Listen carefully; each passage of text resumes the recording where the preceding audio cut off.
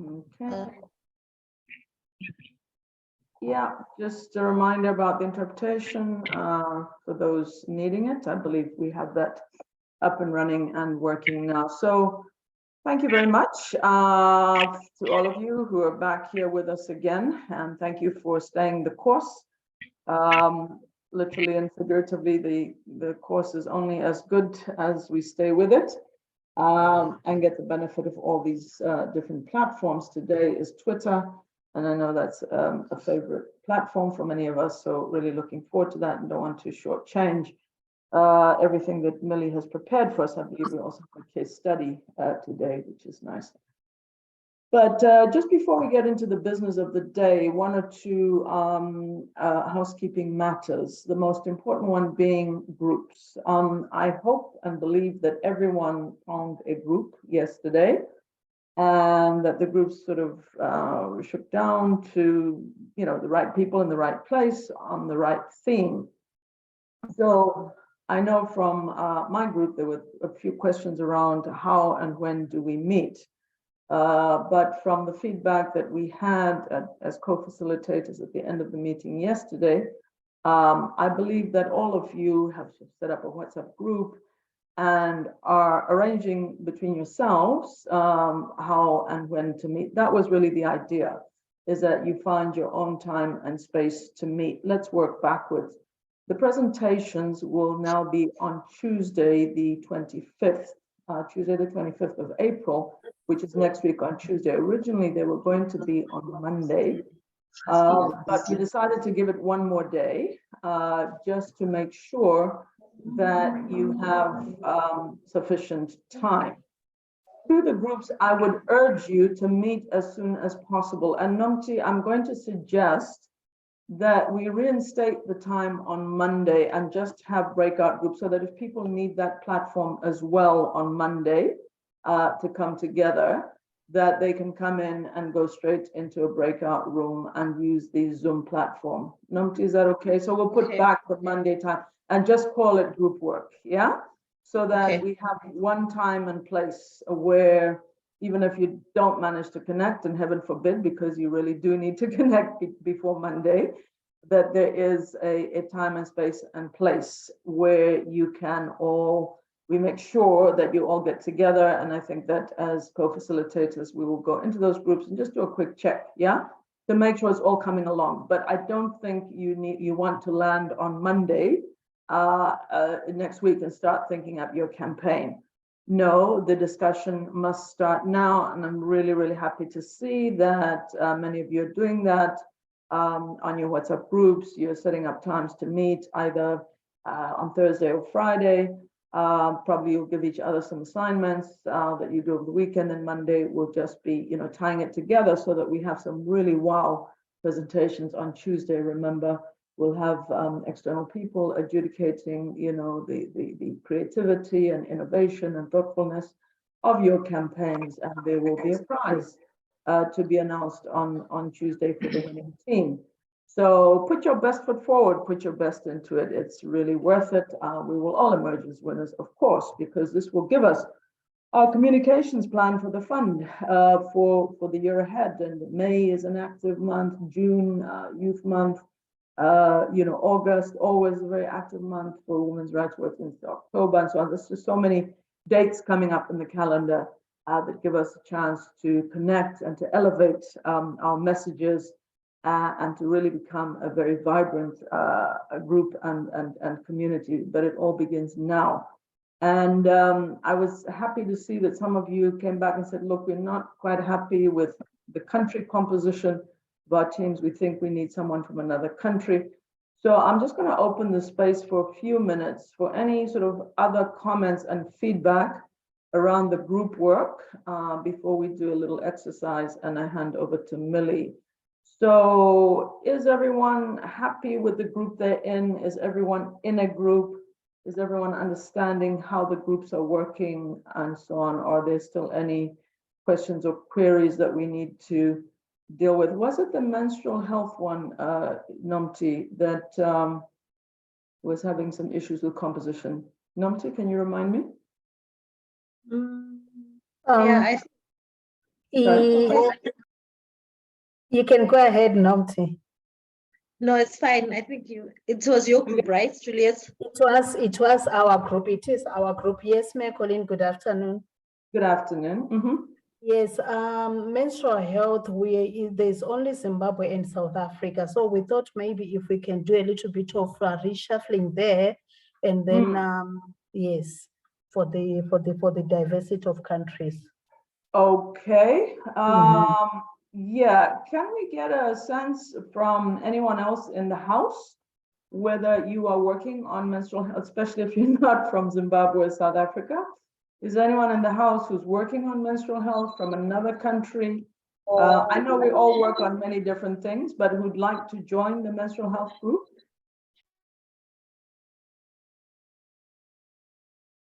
Please feel free to unmute and speak up, or just put your hand up. Hello. Yes. Hi, Edna. Yes. Yes, for us, we were in the menstrual health group, but the afternoon we were removed because they said that's not our group. Both myself and Fiona were then moved to the safe abortion group. So I don't know if we are still in the menstrual health group. Well, I think you need to tell us. Really, it should be driven by the work. As I understand the work of the Women Action Group, it's largely around safe abortion, which is a very important topic for us. But yes, yes. Do you I feel you're in the right group with safe abortion?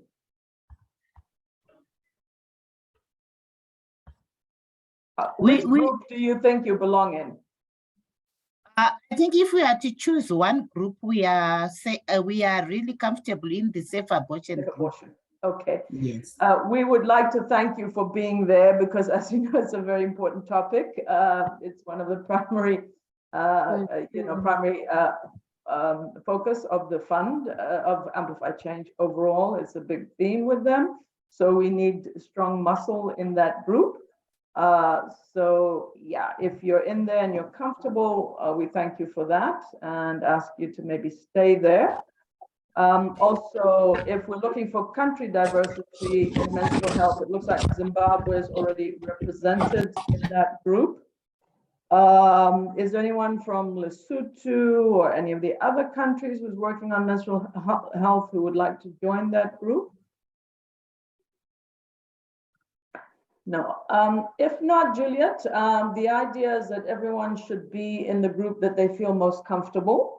We don't want to force it. And by the way, just to emphasize again to Edna's point, that when we put you in groups, it was based on our understanding of your results framework and the area that you work. But it's possible we got it wrong, and it's possible that you feel much more passionate about something else.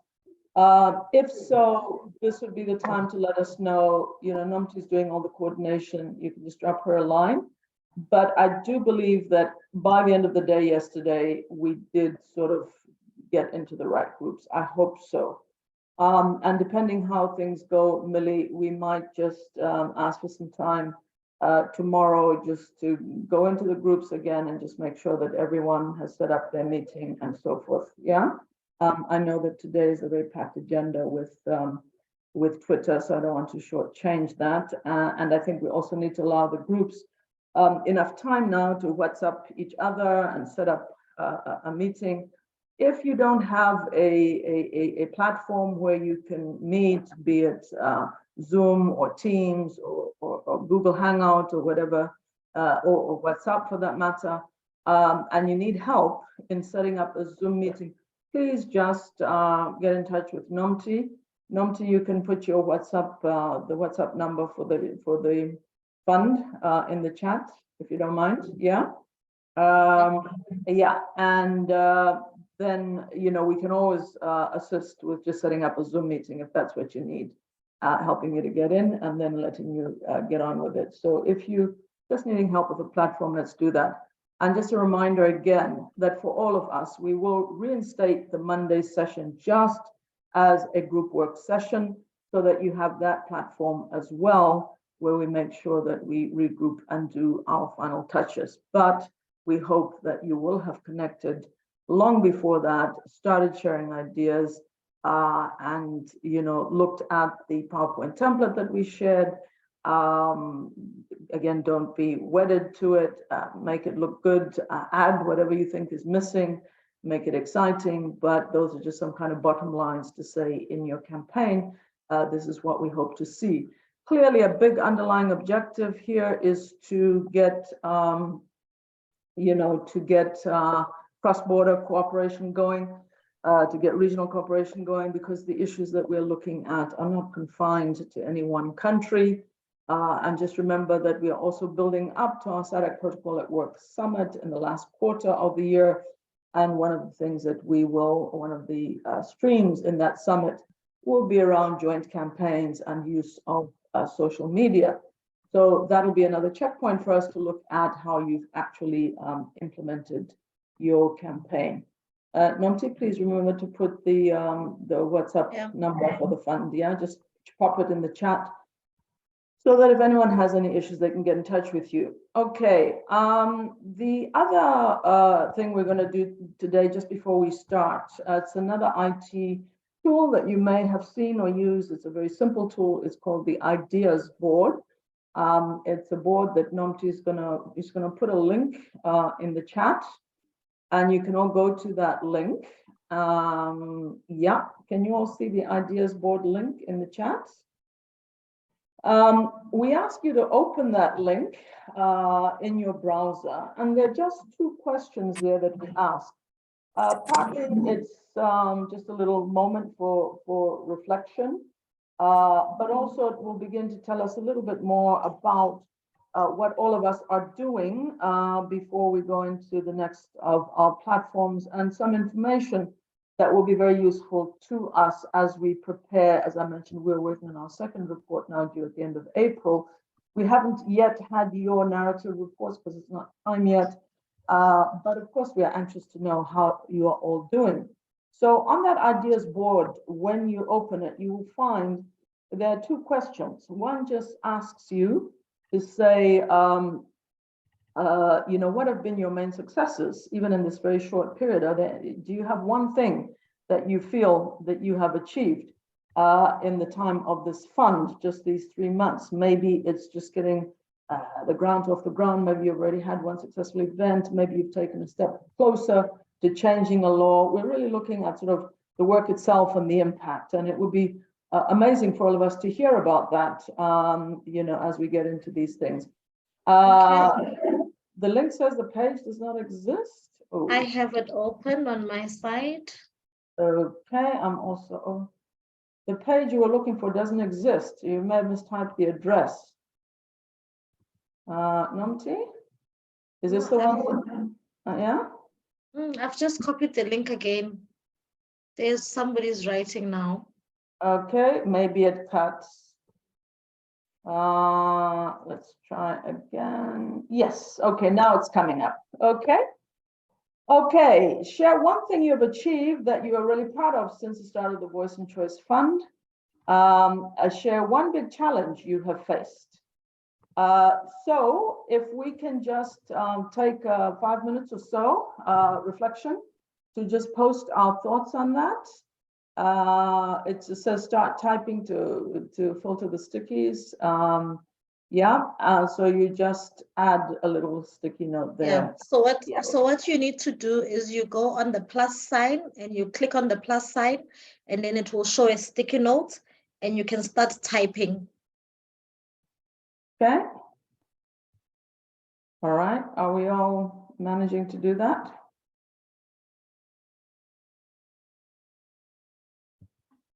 Yeah, because you are sharing your screen, Nomti, I see. Yes. Yeah, I'm sure. Yeah, so that you can see. So if you press the plus, then you'll be able to add your comments for everybody. Yeah. All right. So one thing you're really proud of and one challenge. Let's take a few minutes to do that, and then there we go. 1,000 followers on Instagram. Awesome, Sisonke. Okay, we're all getting the idea. VCSAF, that's the Voice and Choice Southern Africa Fund. That's your fund. that's funding you, sorry. I think today we're going to share the Twitter handle, okay? So let's have a few more other than Sisonke sharing on the ideas board.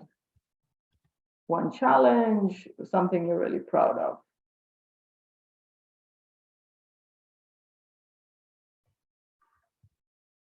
Have we all been able to go to the page?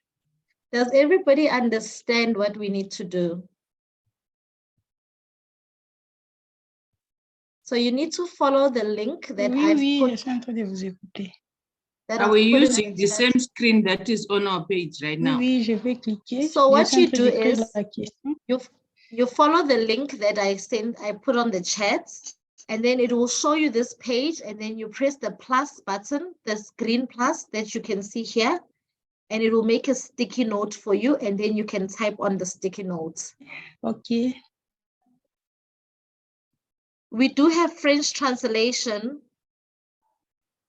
If you go to interpretation and then you go to French, you can be able to go into the French translation. Maybe let me also clarify that when we talk about the successes and challenges, they may be around social media, but not necessarily just social media. Any successes or challenges in relation to your work are welcome, yeah?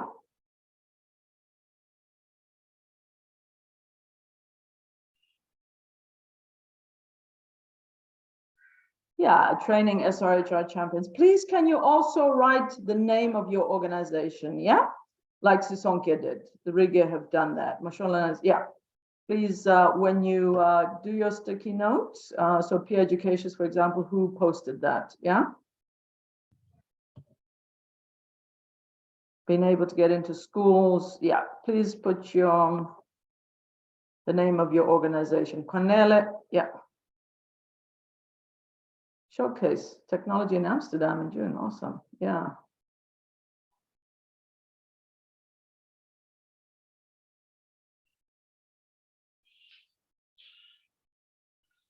Okay, been able to redesign the register. Okay.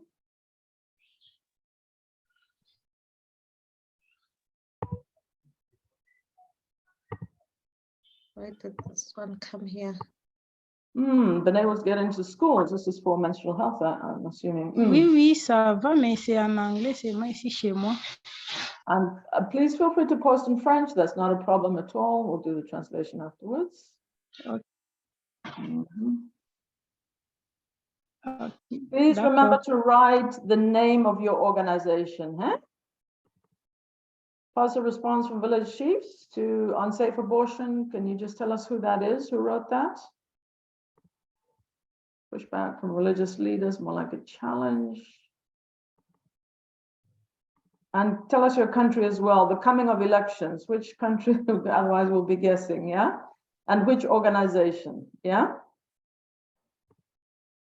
Yeah, coming of elections, I'm guessing it might be Zim because you have the elections soon, but which organization is having that challenge around elections?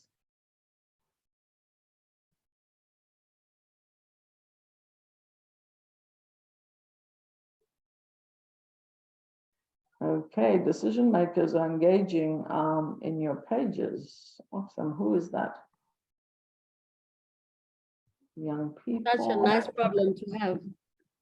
Isn't that nice? So you're influencers, eh?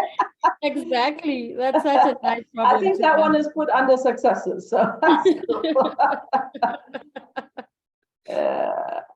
She have probably one from the village chiefs to help advocate. Awesome. Wow. And that's really big. The Malawi Human Rights Mobilized Kupua. Members and Women and Girls Networks on Safe Abortion. Awesome. Youth Action Health. Okay, maybe they were one of the ones that posted earlier. Swankerfa was able to influence on the early unintended pregnancy prevention and management, Ministry of Education and UNESCO. Awesome. Establishment of standout influencers that are agents of change within the schools, where they are. Jaman. Okay. Please mute. Please If mute. you're not speaking to Please us, remember to write the name of your organization. Okay, being able to work with police. Yeah. Okay, evaluation. Please mute. Yeah, okay, people having challenges with evaluation forms without stable. Oui, ça va vraiment. Je suis en train de Please mute everyone. Only unmute if you're going to talk. Sorry, Namtia, I don't know if it's just my screen, but Manasikana's comment has just sort of come across. yeah, all of them, but it's no just worries, came. we'll edit. Yeah, we'll find where to put it. Good to see many more of these, and good to see more successes than challenges, hey? But let's not hide our challenges; they're always there. Mhm.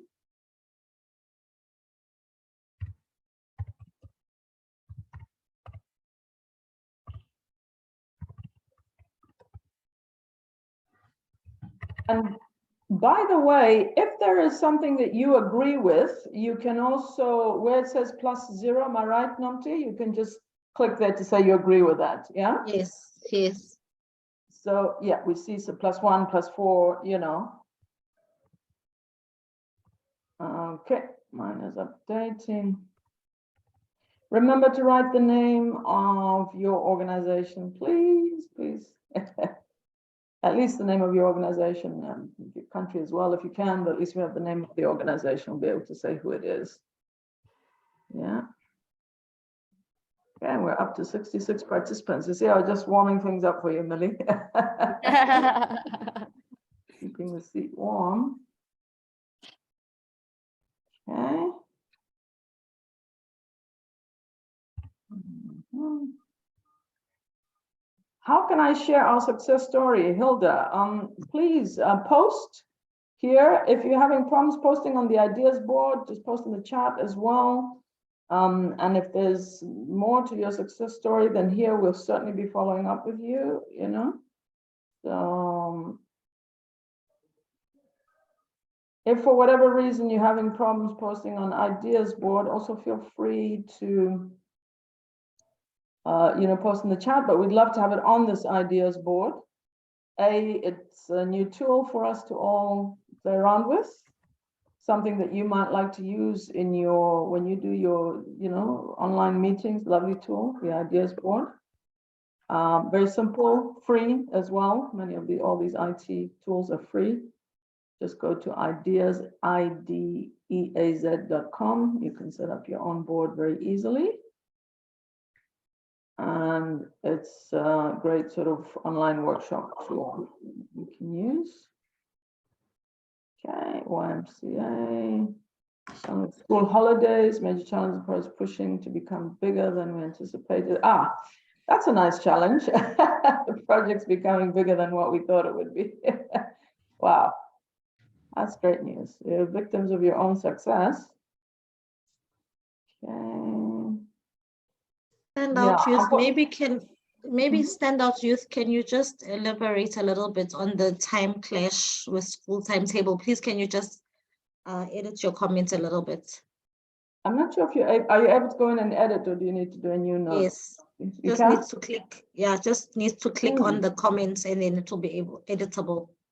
Oh, there we go. Yes, so you can actually click on your comment. So yeah, for those of you who added the name of your organization, it would be best if you go back to the comment and edit and put it, you know, with your comment so that we're able to link them up. Yeah.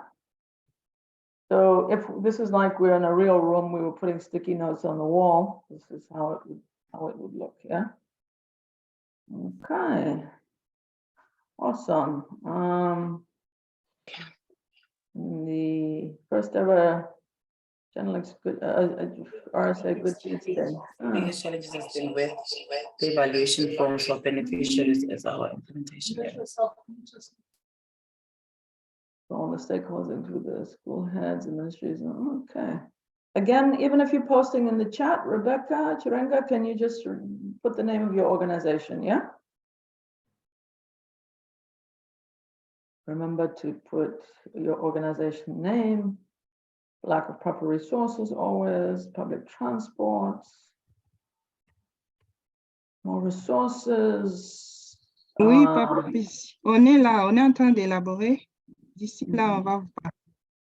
Okay, if we can just mute, yeah, lots of demands from your people that you work with. D'accord, on va mettre là en haut les noms et puis on va mettre les Please activités. mute, Namti, if you could just mute. people. Yeah.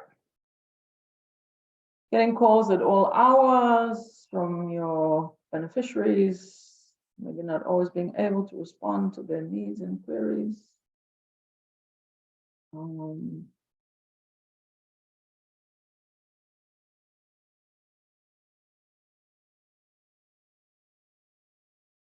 Capricorn Ignited, when you say lack of proper resources, which resources are we talking about?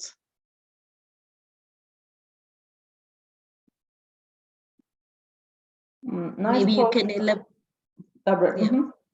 Yeah. Nice post from Russell Ketzwer, very detailed. Just an example of what's very helpful. Russell Ketzwer, through the fund, we managed to create a bond between a mother and a daughter by engaging in topics like teenage pregnancy, illegal abortion, and so on. That's lovely. That's a human interest story. Create a bond between a mother and daughter around some of these difficult topics. Awesome. Increasing civil society participation in decision making, coordinating local education group, expand our intervention with areas. The media platform of VOOV has really kicked up. Awesome. We have been able to engage with more stakeholders through our posts. There you go, Millie, even before your training's over. We wagged that a pool of community champions talking about SRHR, including access to safe abortion in Zimbabwe. Awesome. Right, yeah. These, again, good examples of some really helpful posts where you give us your name, what you've achieved in a nutshell, and yeah, the energy that we feel. And on the negative side, police inefficiency and corruption. Oh boy, yeah, choose God. Yeah, just gonna give it one more minute, if that's okay. Yeah. Millie, we're up to 71, boy. It's a record high. You are gonna have an awesome Twitter session. Everyone loves Twitter. Oui, nous sommes un peu bloqués parce que ça. Okay, you have to mute. On a un petit. Can we mute, please? Yeah. All right, Namti, I believe we can leave the ideas board open, right? Yes, we can. You're not going to project it, but we're going to leave it open through to the end of the session so that if you think of other things as we go on, we'll leave it open to the end and we're going to save it and share it so we can all see it, and we'll also save the chat, I'm sure, Namti, because a lot of things were posted in the chat as well. And yeah, we will certainly share that. Very rich sharing. And I hope that also gives you some sense, Millie, of the kind of work that everyone is grappling with. Okay, Millie, your show, over to you. Thank you so much. It's definitely very, very insightful. Welcome to day 3 of your social media training. Nadia, if you're on the line, we are going to kick off with our Kahoot. And I'm going to share the pin on the chat so that you guys can do it. I have slowed down the Kahoot today. You'll be happy to know you have 30 seconds to answer the stuff as opposed to it being fast, because I got feedback that I was quite quick with the Kahoot in the last couple of sessions. So if you can just go to kahoot.it or scan the barcode and get in, the pin is on the chat. And we'll wait for you to. Hello, Yo-Yo. Oh, that was quick.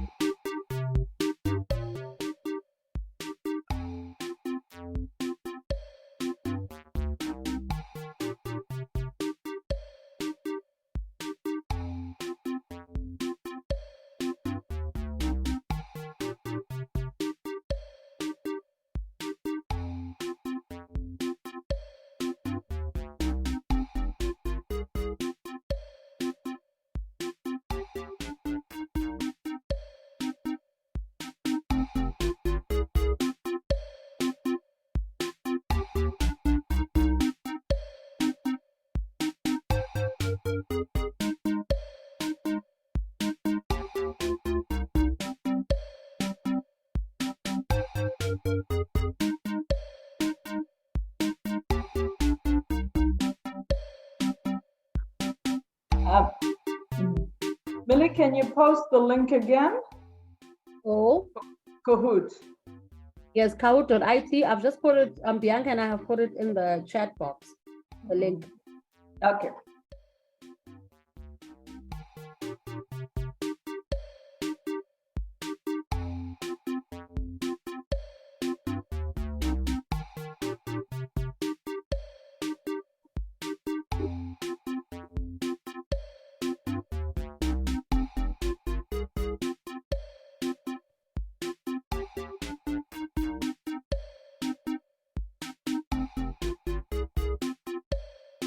Oh, so many people are joining today.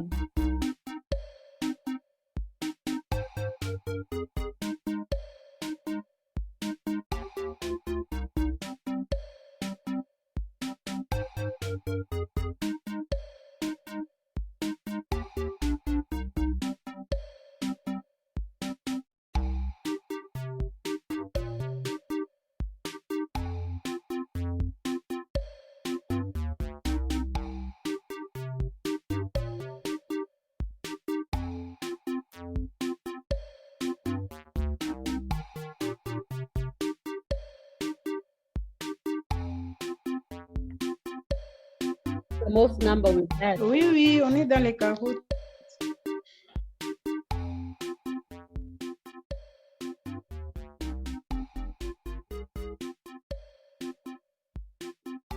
Nadia, I think you can start it. Or should we wait until we get to 35?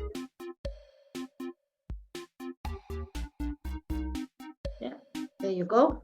35. Yeah, Nadia, you can kick off. Cool. It's Kahoot time. And day 3, our Twitter day. First question.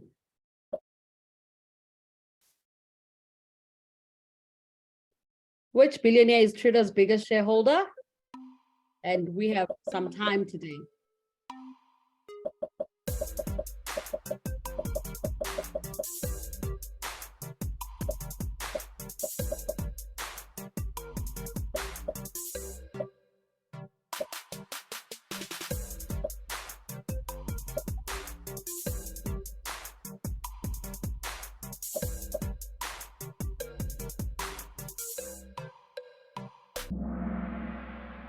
Oh, 26 people getting that right. That is amazing. Meanie always leading the scoreboard. Life Yo-Yo, TOFYWD, and Kali seeing you on the scoreboard. Next question, please. Who's the most streamed artist on Spotify? Is it Ed Sheeran? Is it Taylor Swift? Is it Drake or Bad Bunny?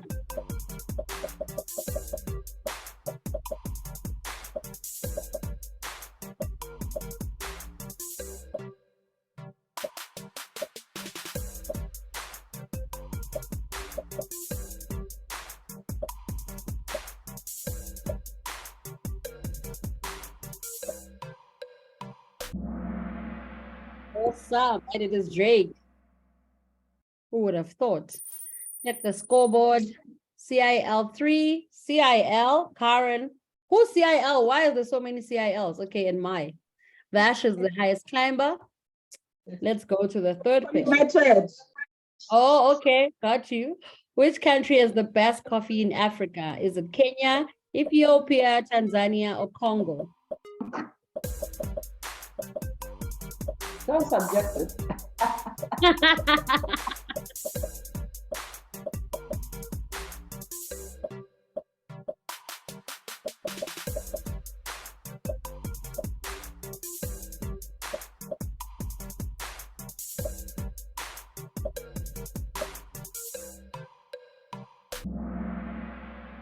And it's Ethiopia. I bet we all knew that. My Mini CIL4, Live TOFYWD. 3 players just hit the answering streak. You guys know your business. Next question. Which country has the most islands?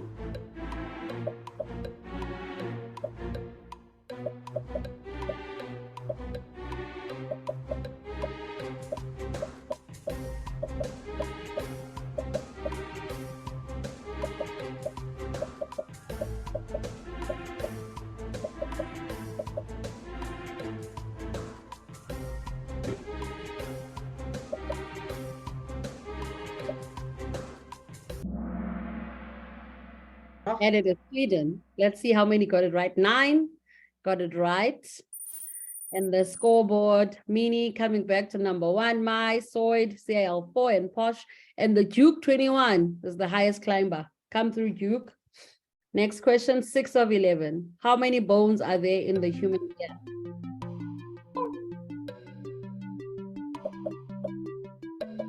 1, 5, 3, or 6?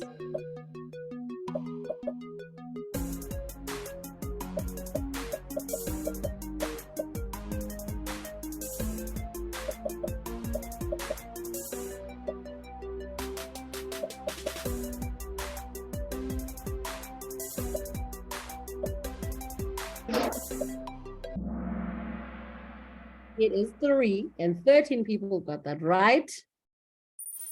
The scoreboard, Mini, Soid, Posh, Life, and Aya coming to the top 5, and the Duke is up to how many? 8 places. Next question, 7 of 11. Which is the only body part that is fully grown at birth? It's your liver, the belly button, the eyeball, or the heart?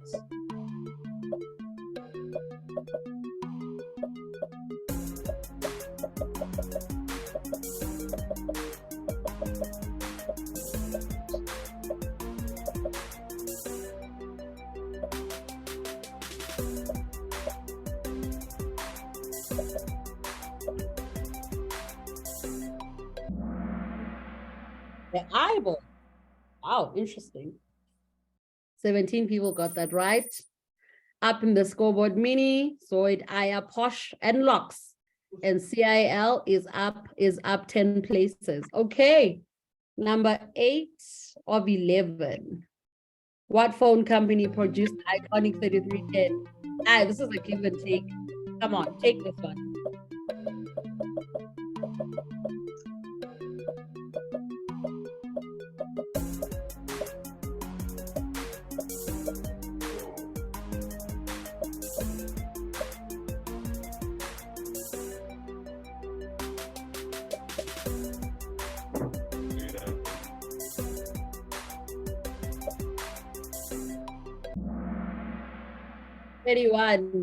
Got it right. And of course, it is the Nokia 3310.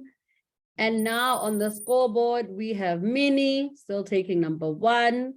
And Locks and TOFYWD is on the top 5. Mini has 7 correct answers. Mini knows they are general knowledge. Halloween originated as South Ancient Festival Island. Is that true or false?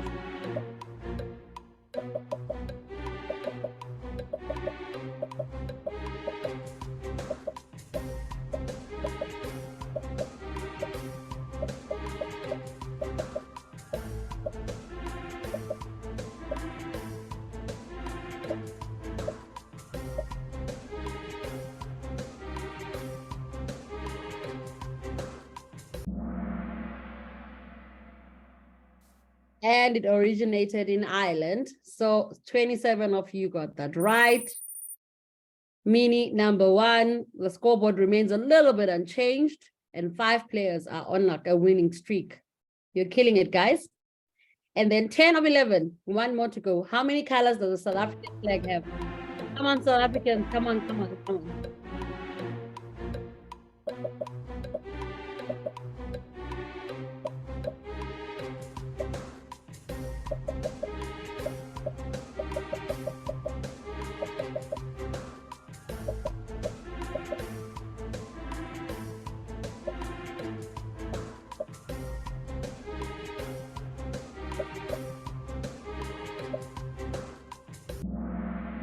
And it is 6. 15 of you got it right. And let's see the scoreboard. Mini knows everything. So it's Aya, Vash, and Posh on the top 5. And tough round. 4 players lost their winning streak. Come on, guys. This is the last one. Let's take it home. 11 of 11. What animal cannot stick out its tongue? Is it a snake? Is it a cat? Is it a crocodile or is it a dog? Take it home, guys. Come on. And don't Google.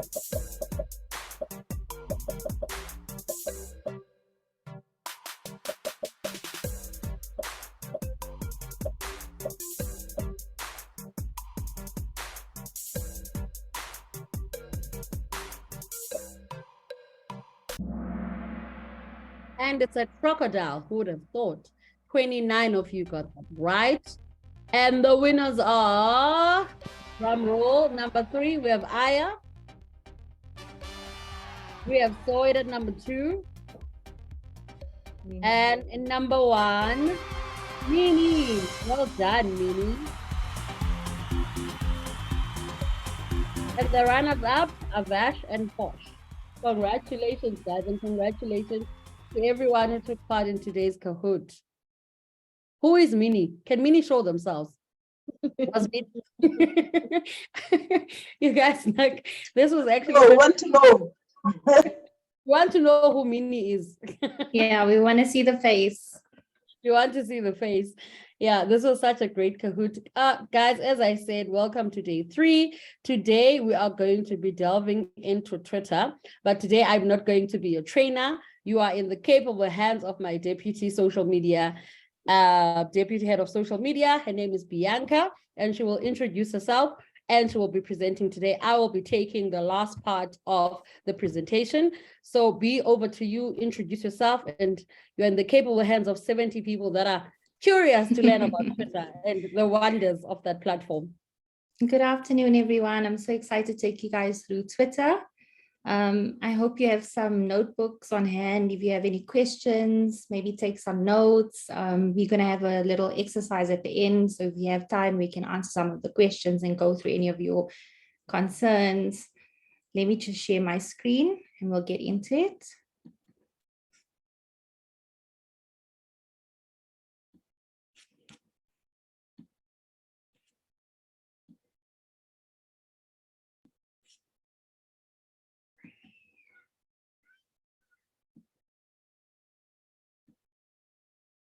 Okay, let me know if you can see my screen, Millie. Yeah, well, yes, and I think Yes. can everybody see Bianca's screen? Yeah, I can. Happiness. All right, let's get into it. So today we're going through just an overview of Twitter. We're going to touch on Twitter best practice. I've also pulled in a few global brands that are doing Twitter really well. And we'll talk through those case studies. Also, Millie will be taking you through elements of a strong Twitter fundraising campaign. We'll be touching on analytics. We'll be going through also awesome tips for fundraising, and then we'll be doing an exercise with everyone.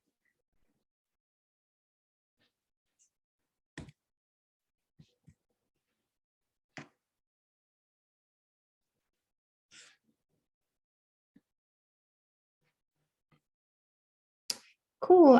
Can everyone see the Twitter overview slide? Yeah. Cool. So just a few little Twitter stats. Twitter remains the most popular social media site for news. By 2025, Twitter users are expected to grow really well. In 2023, Twitter Spaces will continue to gain popularity, while Twitter Threads will continue to be used as a way to tell stories. Just a pro tip, Twitter is best used for trend-worthy and conversational topics. So when you are creating content or your strategy, always keep that in mind.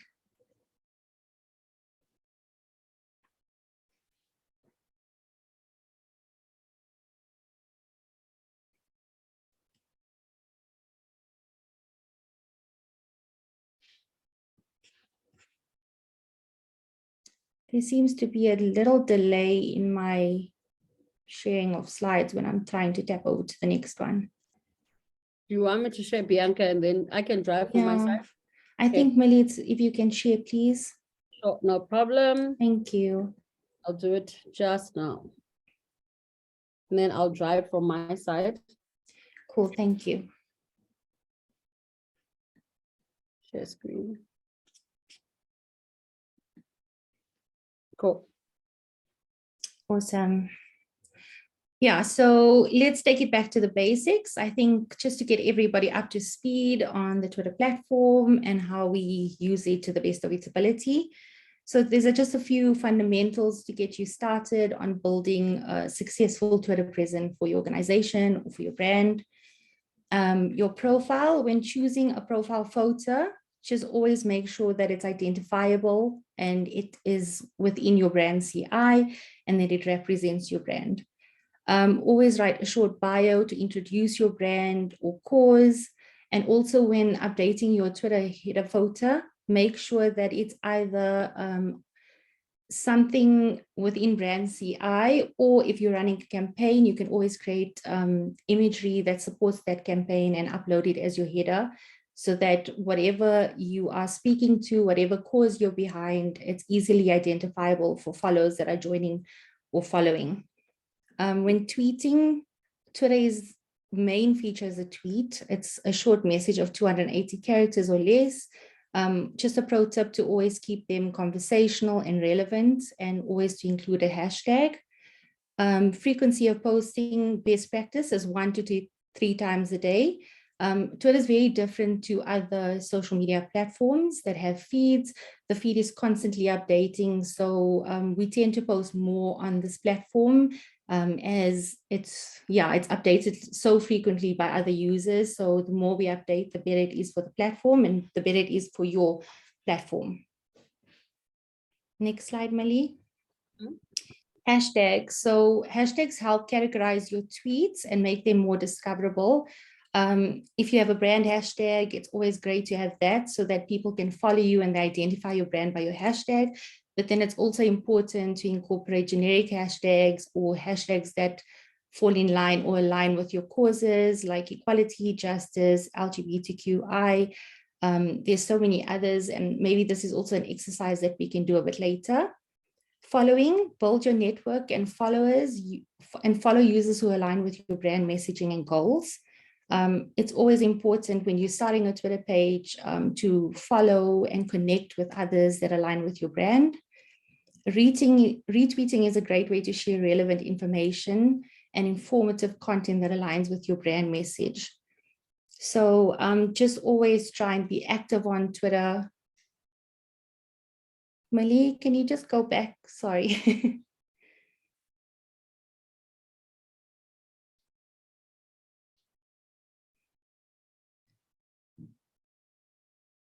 It's so glitchy today. I'm going to stop share and Okay. share. I think it's that glitch from yesterday. So stop share and share again. Okay, cool. Very glitchy today. Yeah, it's skipping like a few slides at a time. Okay. I'm going to share again. Apologies, guys. Don't know why it's doing this today. Share screen. Okay. We're good. Yeah. Cool. Yeah, so retweeting is a great way to share your relevant and informative content that aligns with your brand messaging and your audience. Analytics. So Twitter provides analytical tools that can help you track your performance, like your follower growth, your impressions, and your engagement. Twitter etiquette, these are just a few touch points. Just avoid using excessive hashtags. Like we spoke about, use your brand hashtag, also use relevant hashtags that align with your messaging and your cause. Avoid offensive language at all costs. And then as well, just keep in line with your typing formats, no typing in all caps, etc. And now we'll touch on Twitter best practice. So these are some of the pros or the do's with Twitter. Always be authentic and transparent. Share your message, your mission, and your goals and what you stand for. I think, you know, social media is so full and we are fed information every day. I think you need to have clear goals. You need to be passionate about your mission or the cause that you're standing behind, and not be afraid to let that passion pull through in your content and in your strategy. Always use hashtags, make your content more discoverable. Like we spoke about, like we touched on, your brand hashtag is very important because it's easy for your audience to identify you this way, but then also use relevant hashtags that align with your cause so that you are getting more reach and people are able to find you that way, and people that align with the cause or the mission that your brand supports. Always be conversational. Aside from your usual promotional post or your brand post, Also try to tap into conversations, as Twitter is a very conversational platform.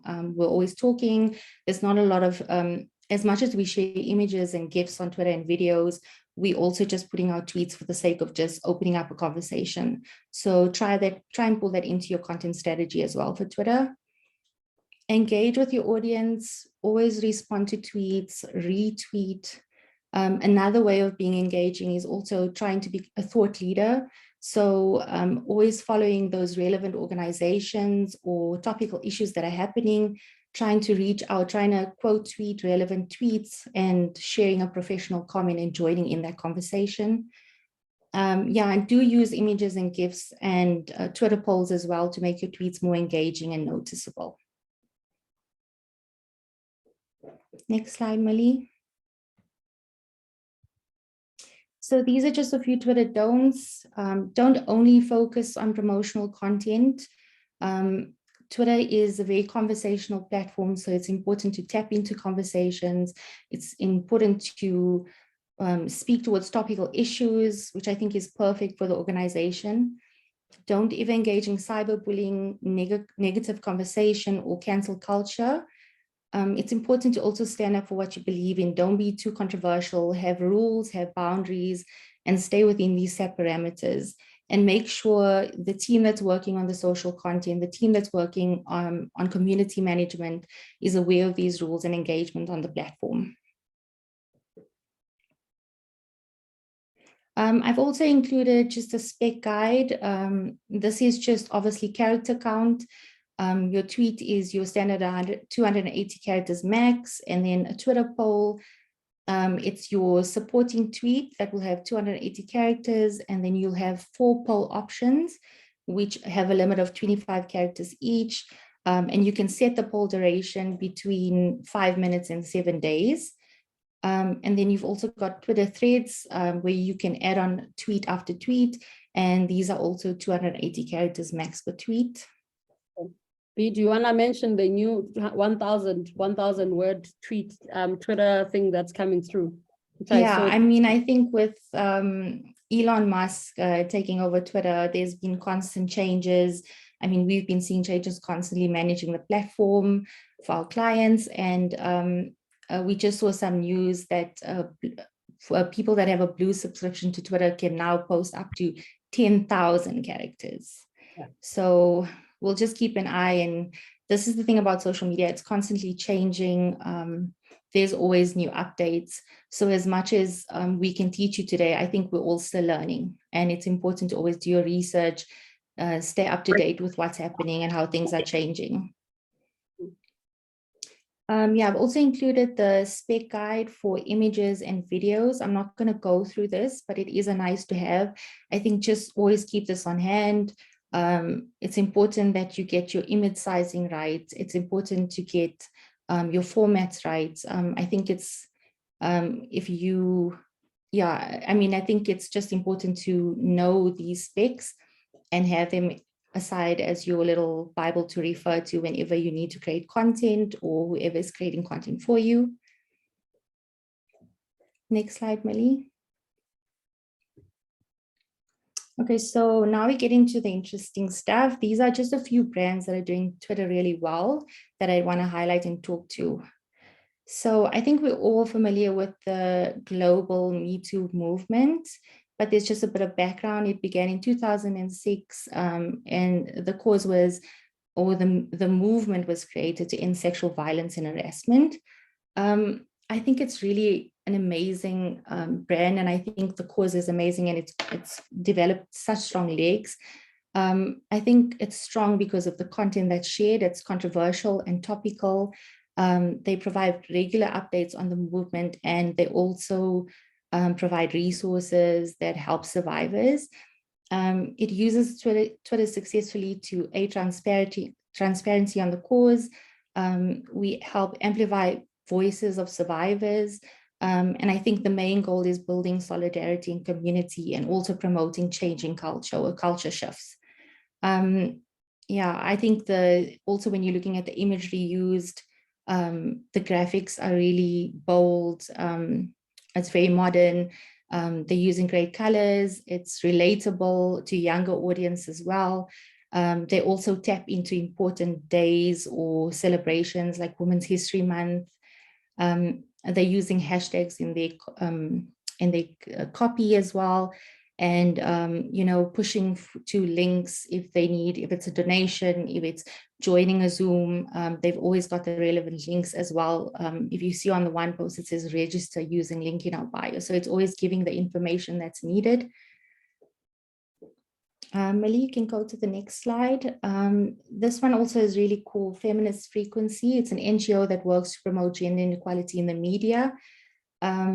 Content shared is also topical, covering gender equality and gender-based violence in popular culture. I think also here, you know, the imagery speaks for itself. It's very bold, it speaks to you, it's colorful. I think it also uses Twitter very successfully to aid transparency on the cause, support GBV survivors, also build community and promote the culture shift. Okay, so now we'll go through a few elements of a strong Twitter fundraising campaign. Okay, so number one, I think is really important. I think it starts with choosing a cause. I think start by selecting a cause that resonates with your target audience and also with you. It's something that you need to be passionate about. It's something that the team needs to be passionate about.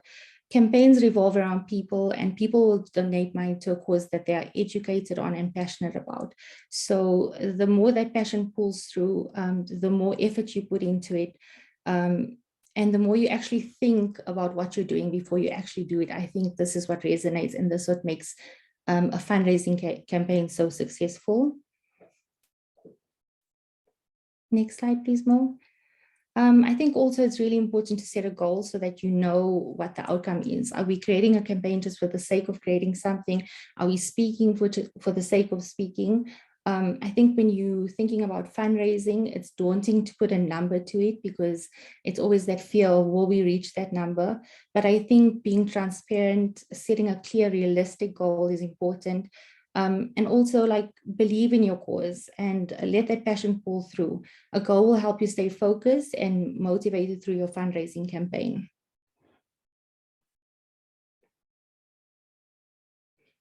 This one's really important as well. Messaging is everything. Your tweet should tell a powerful and emotional story. Emotion is the most important thing when you want to connect with people online. Like I said, social media is flooded with content, it's flooded with videos, it's flooded with stories. So the more powerful and emotional, the more connection you will have with your audience. Also inspire conversation and action. Use images and videos and real life stories that can bring your cause to life. Use hashtags, it's really important. Each campaign, each fundraising campaign, along with your brand hashtag, you need to create a unique hashtag for your campaign, but also identify hashtags that are relevant to your cause. This will increase your visibility online. And there's also generic hashtags, also stronger hashtags that you can always research and add into this so that you can gain more visibility and reach online. And then create a sense of urgency. Use words like every cent counts or donate now and help us reach our goal. I think it's important to push out the urgency. I think it's important to constantly post and be consistent in your posting so that people can join in, that people can follow and understand what they're contributing to and the urgency of this.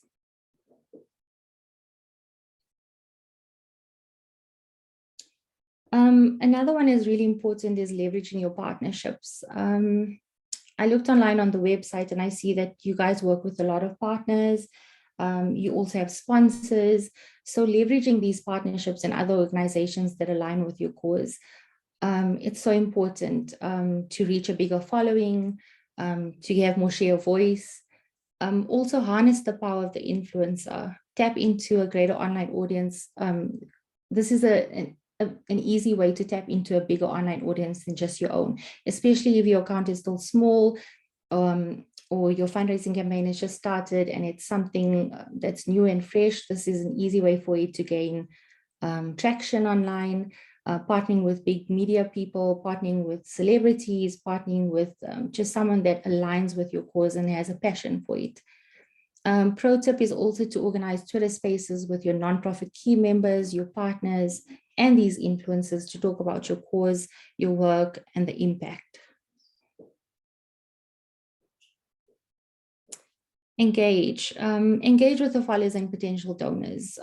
It's so important, as consistent as we are with posting out content, we need to be just as consistent with responding. I think this is what keeps the momentum of a campaign going. I think if we just post out content for the sake of posting and we're not engaging with people who are there and supporting us, this will fall flat. So make sure you have a community manager online, make sure that you're engaging, make sure that you're publicly responding to people, answer questions that they might have around the cause where they need further understanding or information. Keep on hand resource docs where you can share links for people that need validation or a little bit more proof around the cause, and always thank people for their support when they've put out a post that they've donated, or even if they've retweeted. Always just show an appreciation to someone supporting your cause. And then measurement, I think it's so important to always track what we're doing online.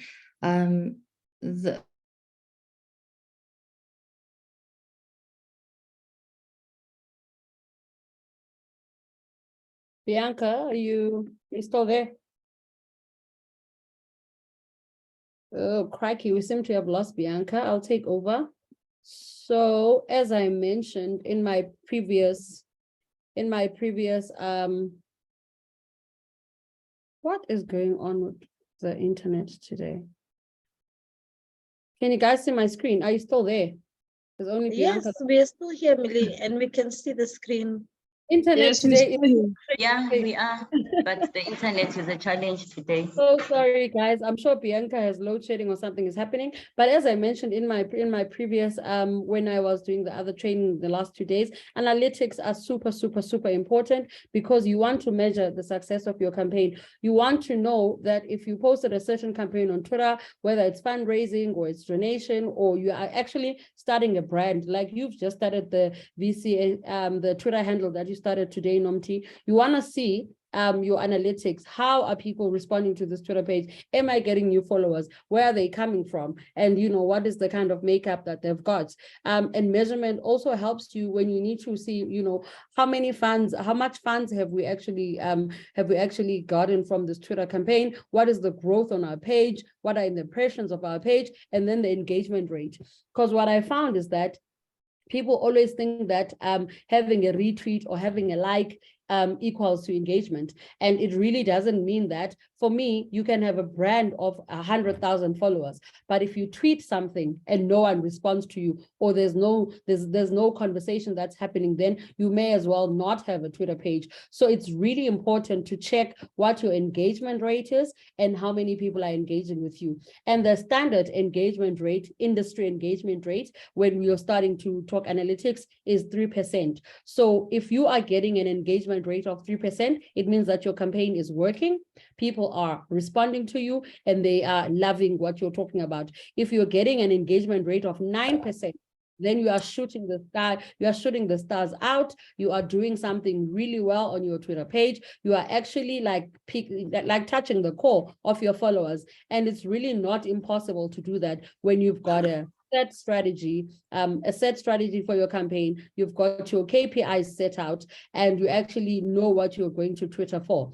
And the other thing that's important, as we spoke about in the previous sessions, is sentiment. And I explained what sentiment is to people that were in the previous sessions. But if you were not in the previous session, sentiment is when people respond to your campaign positively, negatively, or neutral.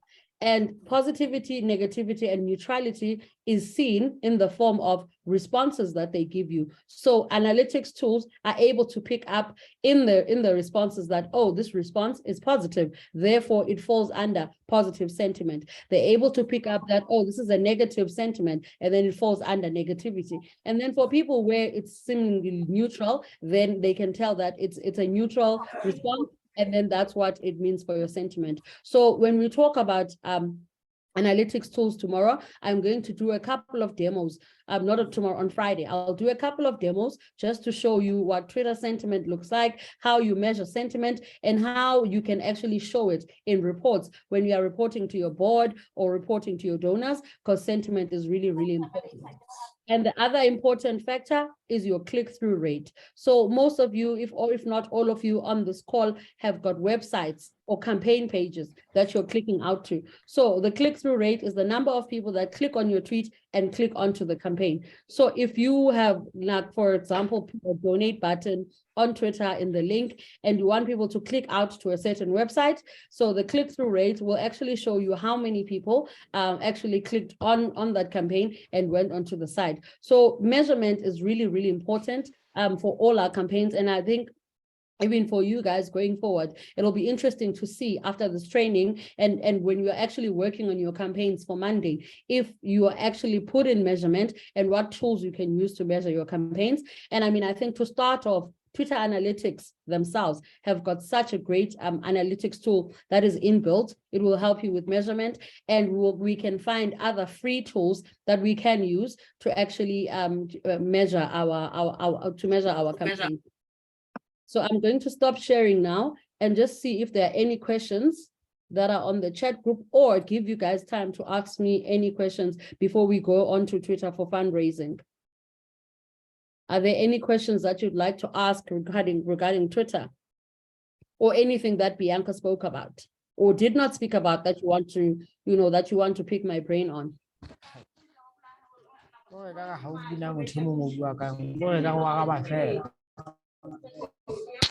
Please mute ourselves. Does anyone have any questions?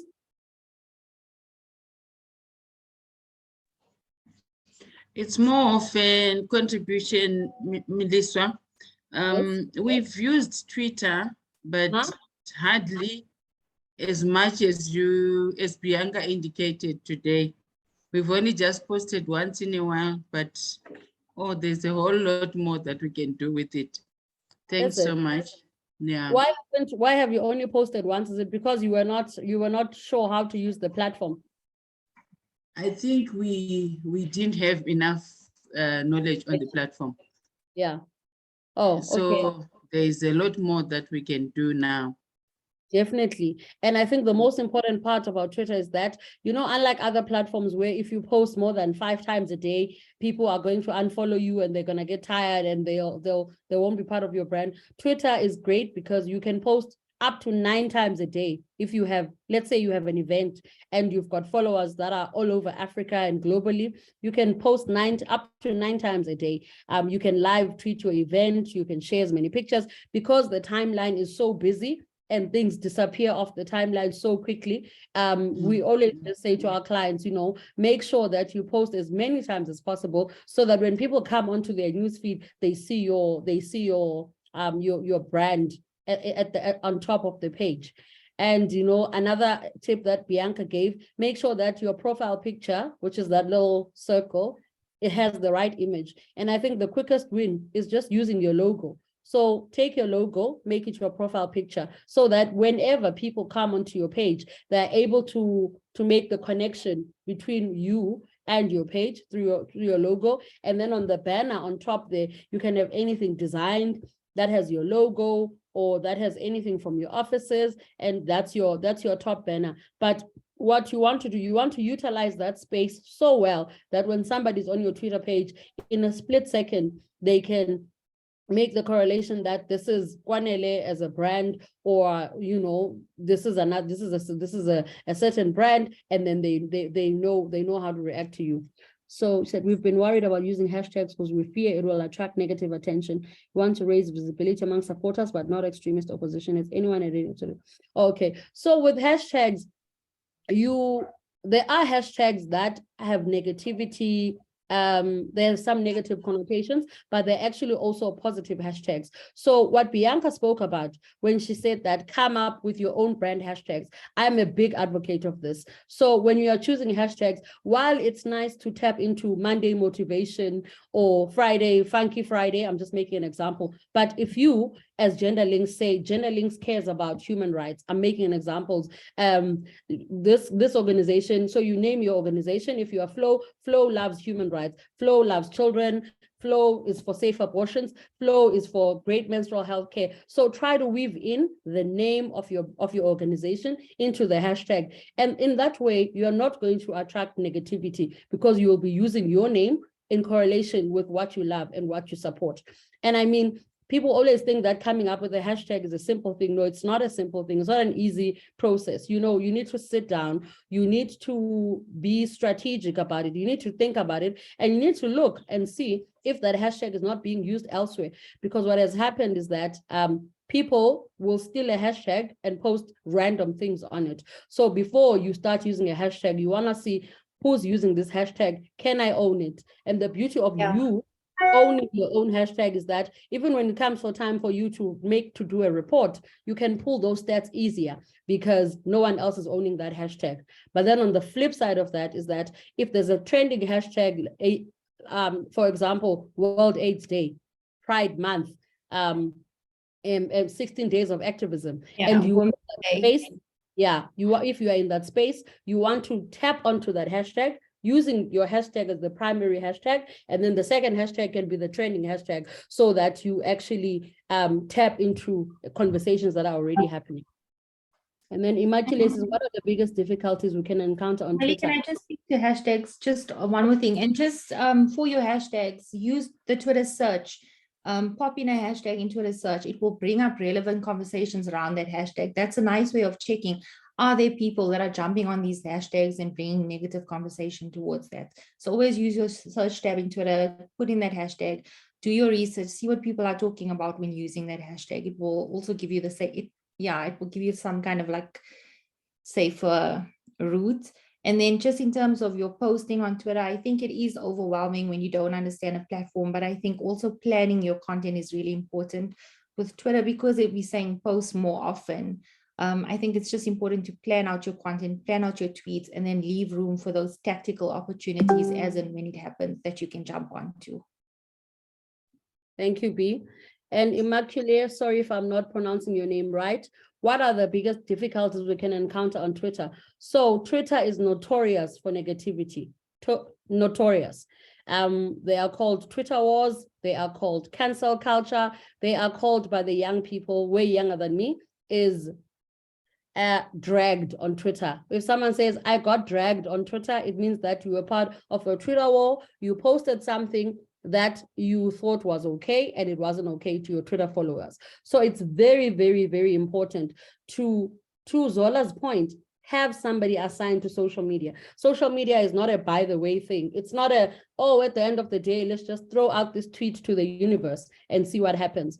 Social media needs to be planned. It needs to be strategic. It needs to be scheduled. And you need to have somebody manning those platforms so that you can take time and do all your other things. So the biggest difficulty you can encounter on Twitter is if you tweet something that is maybe insensitive, that is maybe racist, that is maybe demeaning to another tribe, another culture, another set of people, and then somebody called a troll who is always on Twitter picks that up and says, oh my goodness, I cannot believe that Njabulo from this organization feels this way. So that's how the trolls will frame it. They are going to attack your organization more than they attack you as the person.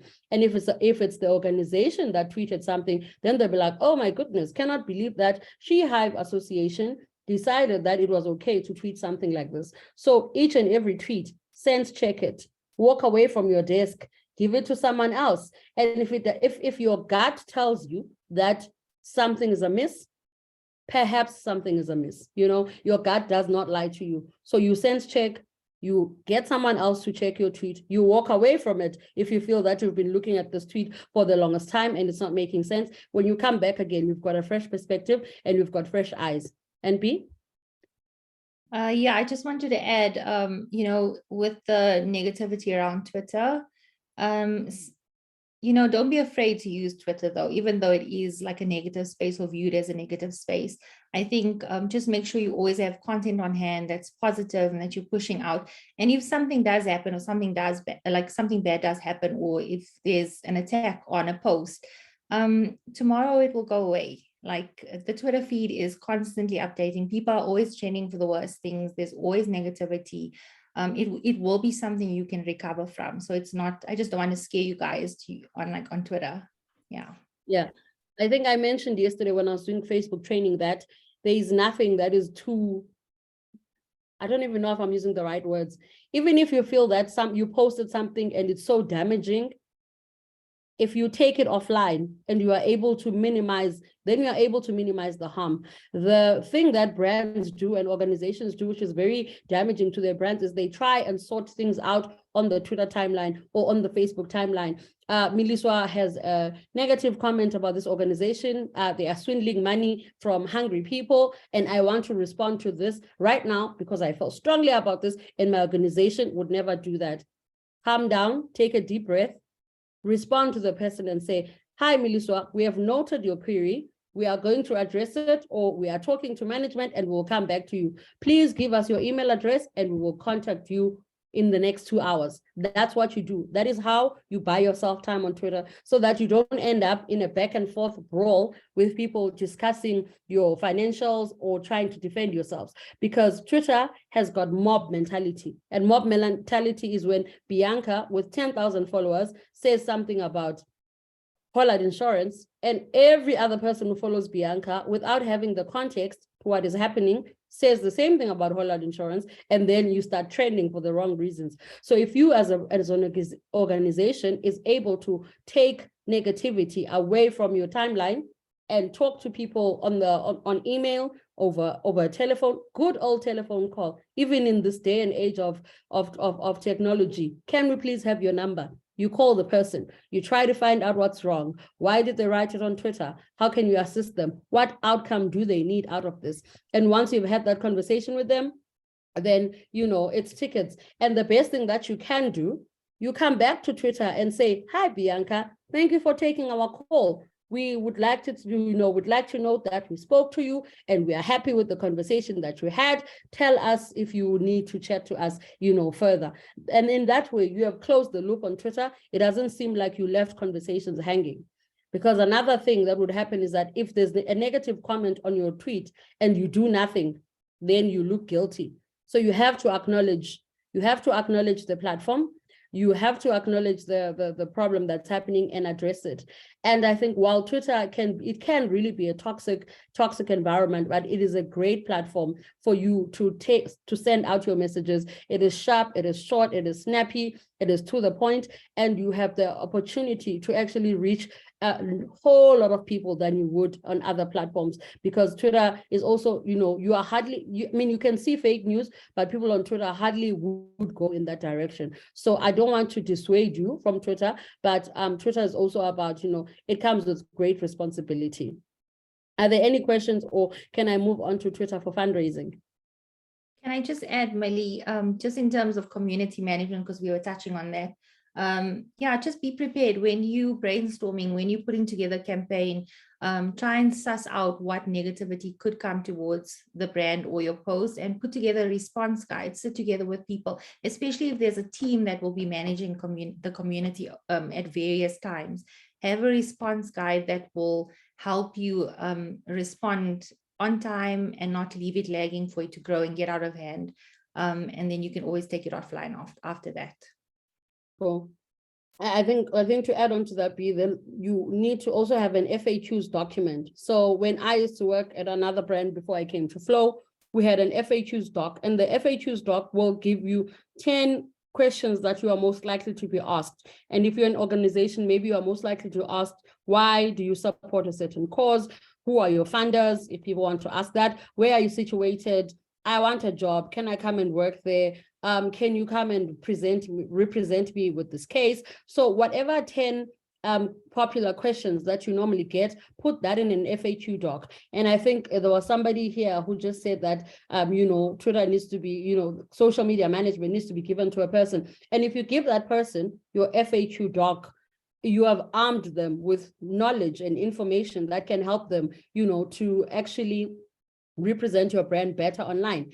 And while you can have one person managing your brand online, you also want to start upskilling people within the organization, so that if Millie is unfortunately away and Millie is the one who used to manage Twitter, can I give this FAQ doc to Bianca, and Bianca will be able to know my brand voice, my tone, and the response style that that I would like.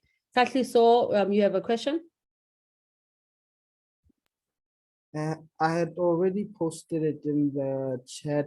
I was asking if when someone completely opposes your stance or your cause, should you consider them to be responding to your post, or they are just parroting their own politics?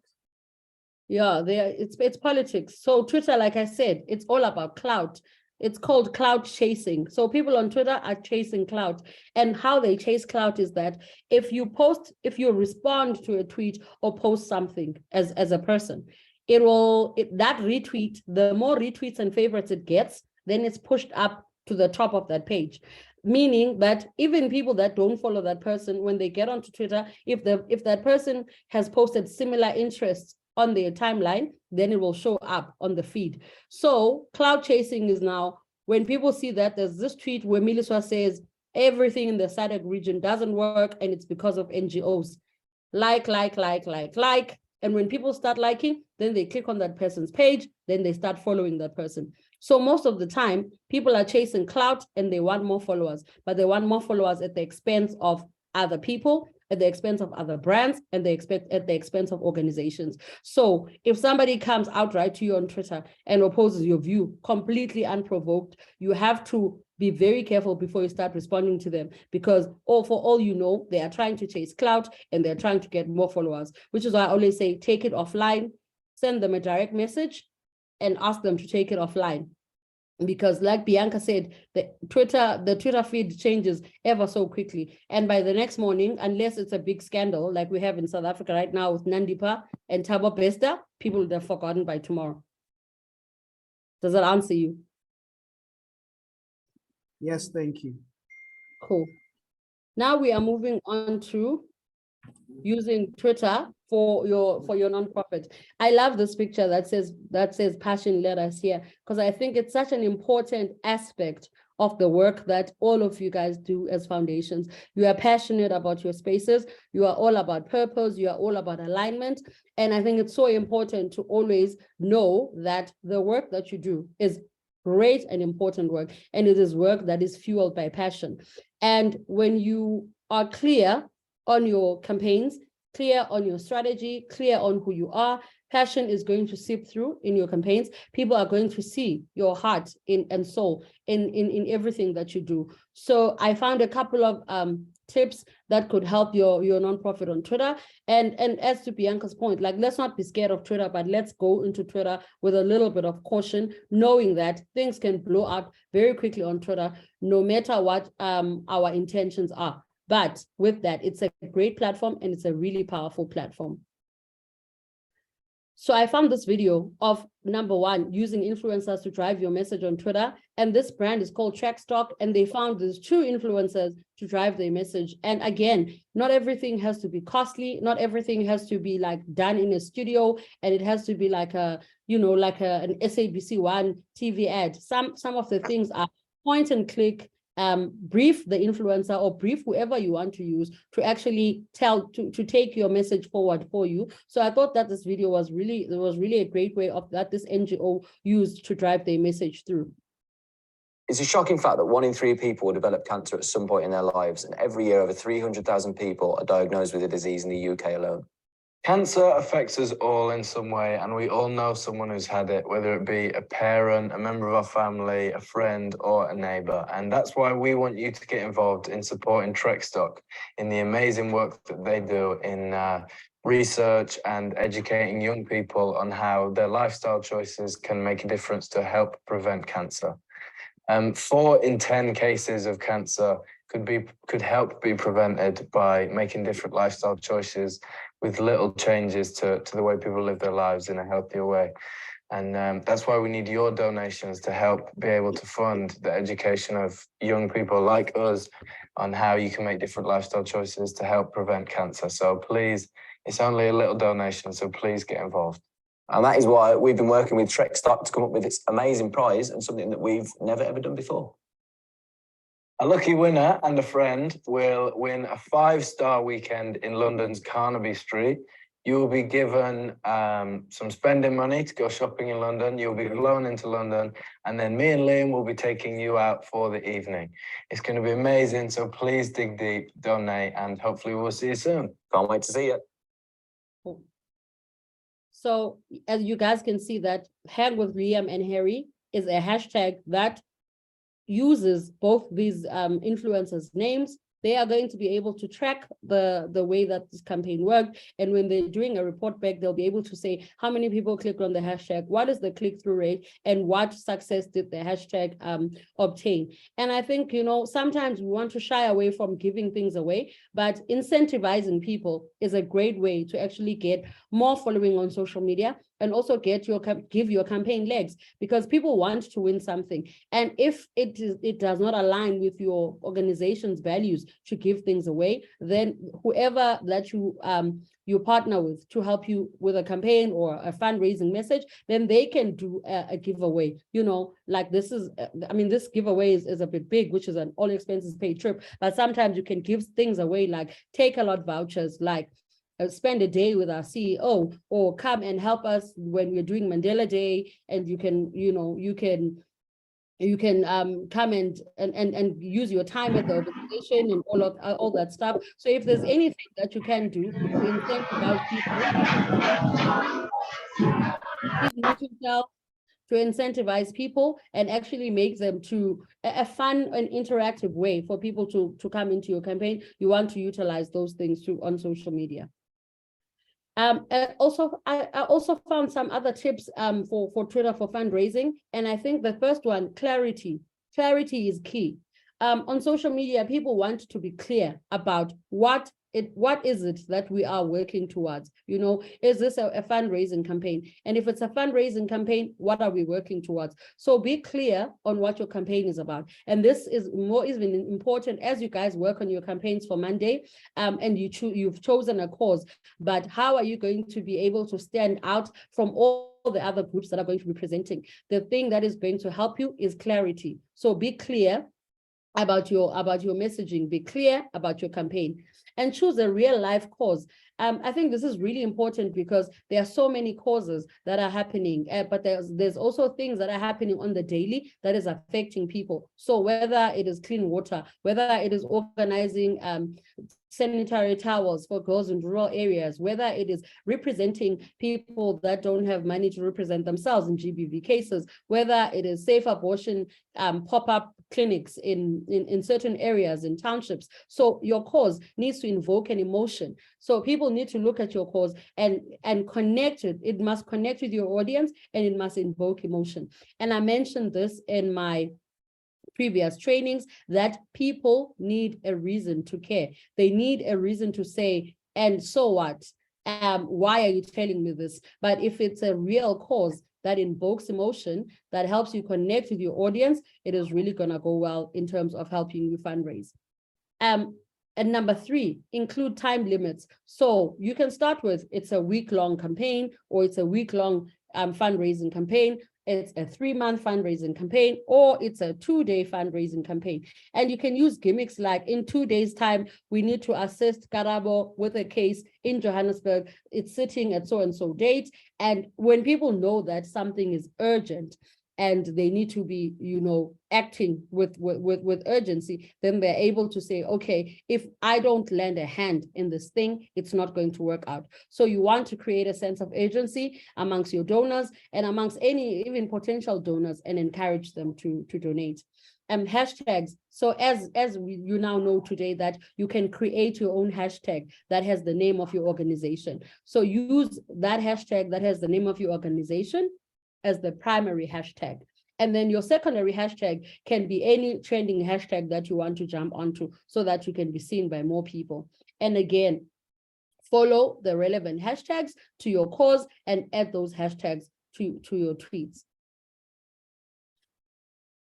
And we spoke about this yesterday as well, and we're gonna keep drumming it. And please remember it for your own campaigns as well. So when you are presenting on Monday, you don't come with a campaign that is only text, you only have words. Visual content is key. People think in pictures. So use pictures, use videos, use infographics, use GIFs, use reels. So whatever it is that you can find that is visual is going to be more appealing than text. So you want to make sure that your visuals are captivating and your visuals are compelling. Number 2, include a strong call to action. So a call to action is donate now. Visit our website. Click on this link to be part of the march. Click here to buy Girls in Rural South Africa sanitary towels. So everything that you do, every tweet, every message, every Facebook post needs to have a call to action. Once people have read your messaging, once people have read your tweet, once people have come across your campaign page, what is the call to action? What do you want them to do? Because the worst thing you want to do is to have I've read this and so what? I don't know what to do after this, because you have not been clear on your ask. You want to link to your donation page. So if you have a donation page on your website, you want to link to that.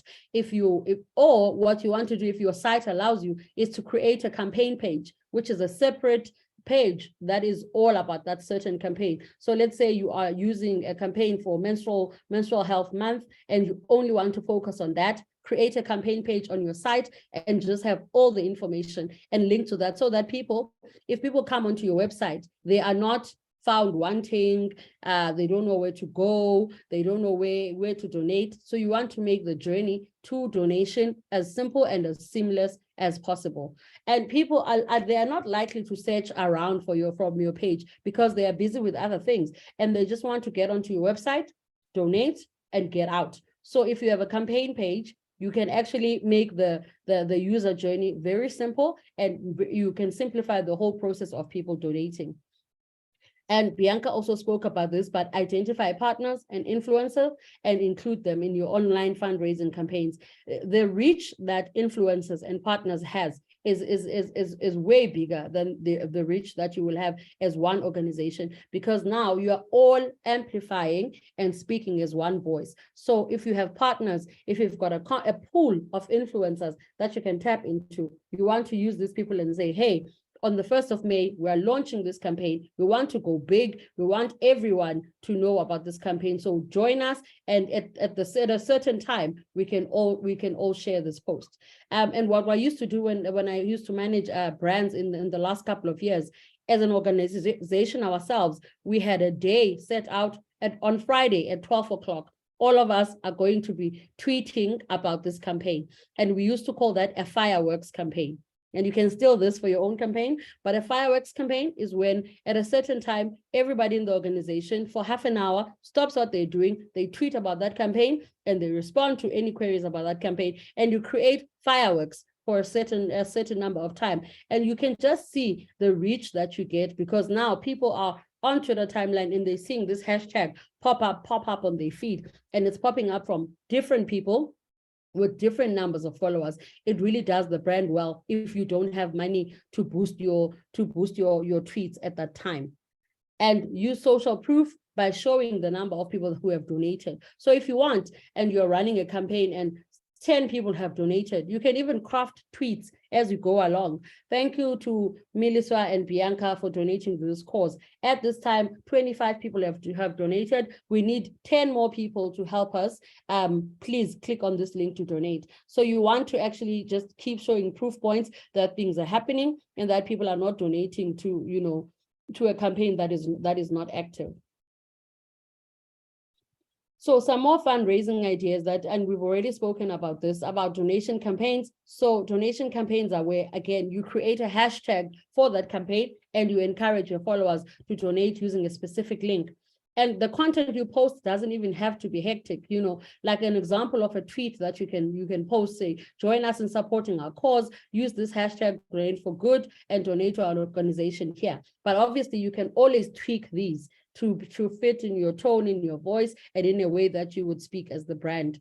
Using Twitter ads. So Twitter ads, sometimes they're quite costly, but if you can find a company or a brand that can help you promote your ads on Twitter at an amount that you can afford, it is important to use them. You can even buy a Twitter trend, and you know trending topics on Twitter, when you come onto Twitter, and on the right-hand side of your feed, you can see Twitter, you can see all the topics trending on that day. When you buy a Twitter trend, it means that on that day, gender links, gender links fund will be on the right-hand side of Twitter the whole day. And people, whenever anyone in South Africa comes onto Twitter, they can click on that trend. The only tip I would give you here is that if you are going to buy a trend, make sure that there are tweets under it, i.e. there are people that are tweeting and talking about that hashtag, so that you are not telling people to come onto a hashtag and there is nothing under that hashtag. Obviously, crowdfunding, like using things like GoFundMe or Kickstarter, you can use those to fundraise on Twitter, and then you can share a link, you know, to your GoFundMe campaign or your crowdfunding campaign. And this is just another great way of ensuring that when you are fundraising, people have different ways to get to your organizations. People have different ways to come in and give you funds, and you are not limiting it to people coming onto your people having to go onto your website. So people can donate via the GoFundMe, they can do the crowdfund, they can do the Kickstarter, but you actually, you know, you have different and multiple touch points where you connect with people. And then these are some of the hashtags that you can jump on, given, you know, your different spaces that you are part of. Obviously, we know for a fact that when it's Pride Month in June, from the beginning of June to the end of June, every year, without fail, the Pride Month hashtag is going to be one of the trending hashtags on Twitter. So what I said before is that while you have your hashtag, your campaign hashtag that you have created, if your campaign is going to launch in June and you are going to be talking about issues that pertain to the LGBTQIA community, you want to jump onto this hashtag and use it as your secondary hashtag. So you will see lots and lots of brands will often organize and participate in a campaign in this month.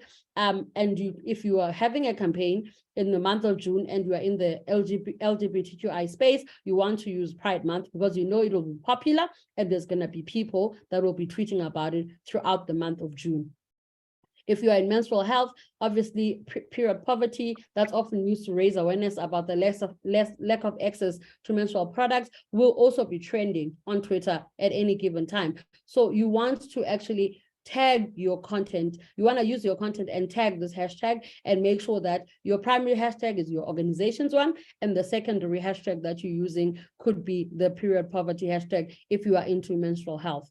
And adolescent health, youth SRH is also always trending at any given time. So if you want to, you can also tap onto this hashtag and share your information. So even if you have did you knows, you've got polls, you've got videos, you've got posts that you can share, you want to actually tap into this hashtag and see how it can help you, you know, like amplify your message further. So jumping onto popular hashtags is something that you should be looking into when you are doing content creation, even on a monthly basis, on a weekly basis. You actually want to look at your content by year and say, these are our popular months, these are the campaigns that we're going to be running, and these are the popular hashtags we're going to jump in onto to actually amplify our campaign.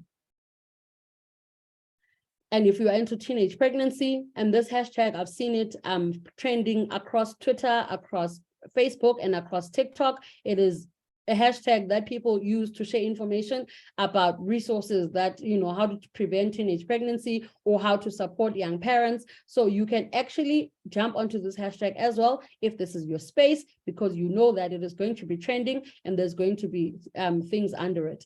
The other pro tip I can give you, so if you've got a thought leadership article that has been written about you, or you have written and it falls under the teenage pregnancy space, you want to actually post it on social media and you want to tag it teenage pregnancy, because people on social media, and you've seen it with journalists and influencers and everyone. When people want news, they go on Twitter and they look for those news. And you'll be surprised at how many journalists are scouring the internet for news, and they'll find your hashtag and they'll call you for a story, and there you have it. You've got a free PR article that you didn't work for, but social media actually helped you get that PR article. So even as you're working on your campaigns, just try to see what avenues can you use to actually amplify your story further. Is it PR? Is it you looking at community newspapers? Is it you following journalists that are on social media and pitching your story to them, so that you're not just using social media for your cause, but you are actually tapping into PR as well via social media. And the second hashtag here, safe abortion, used to advocate for access to legal and safe abortion services, which is a space that some organizations here are in, is also always trending. And again, while I said this is a taboo space, and sometimes people are scared of asking questions about it. So you using thought leadership articles, which we're going to speak about so much more tomorrow when we're doing LinkedIn, use your thought leadership articles, use Twitter threads. If you've got an article that is too long to fit into 280 characters, you can actually break it down and post it as a Twitter thread, and you can have 1 of 10, and your article is going to be there and it's going to follow a sequence. So these are some of the tips that you can use as well, to start winning on Twitter. That hashtag, which is most popular, World AIDS Day, even from the morning of World AIDS Day, sometimes until, a couple of days after the actual day, this hashtag will always be trending. You can always count on World AIDS Day to trend on social media. So you want to participate in this hashtag. You want to talk about things that your organization is doing, about treatment, about prevention, where people can go. If you know where people can have safe tests on World AIDS Day, you can put all this information there. So social media is about being strategic, but it is also about taking chances. So if you see that there's something trending and you've got a tweet that you've planned, or you can write an ad hoc tweet and talk about something, you actually want to do that and be a thought leader and an expert in your space. The hashtag sex work, which is used to promote the rights and safety of sex workers, is also huge on social media, especially on Twitter. So this hashtag is always trending as well, even on TikTok, even on Facebook sometimes. So again, thought leadership articles, Twitter threads, Twitter spaces, campaigns, events that you have coming up that speak to sex work, you want to include them on this hashtag and make sure that your voice is being heard and that people know what you are going to be about. And the case study that I wanted to talk about, which is a little bit short, but it was mentioned on Monday, Giving Tuesday. So, I mean, we've seen this hashtag and this case study, taking center stage after Thanksgiving. So encouraging people to donate to their favorite charities Tuesday after Thanksgiving. I mean, we've seen that in South Africa, international trends have made their way into this country. So even though it used to be only like a UK thing or a US thing to talk about Thanksgiving, to talk about Halloween, I'm sure in the last couple of years, we've seen how brands in South Africa have actually started tapping into conversations that are global. And the beauty of this is that, so if you are part of Giving Tuesday and you are trying to attract international donors, who knows who you might end up, who might end up seeing your content. So hashtags and like Giving Tuesday, Thanksgiving, and whatever other hashtags that are in the space, you want to tap into them. And I think with Giving Tuesday, it was such a great thing to see how they use Twitter to spread the word and encourage people to donate.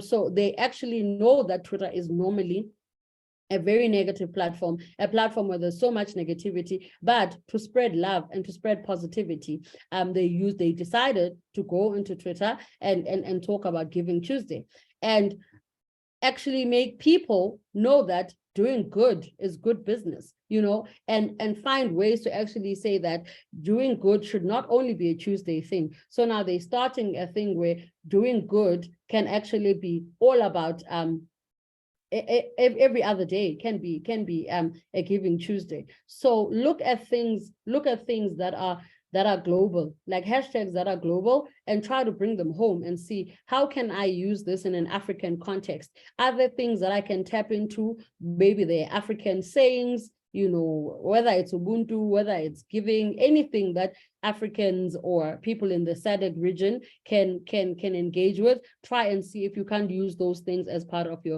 your campaign.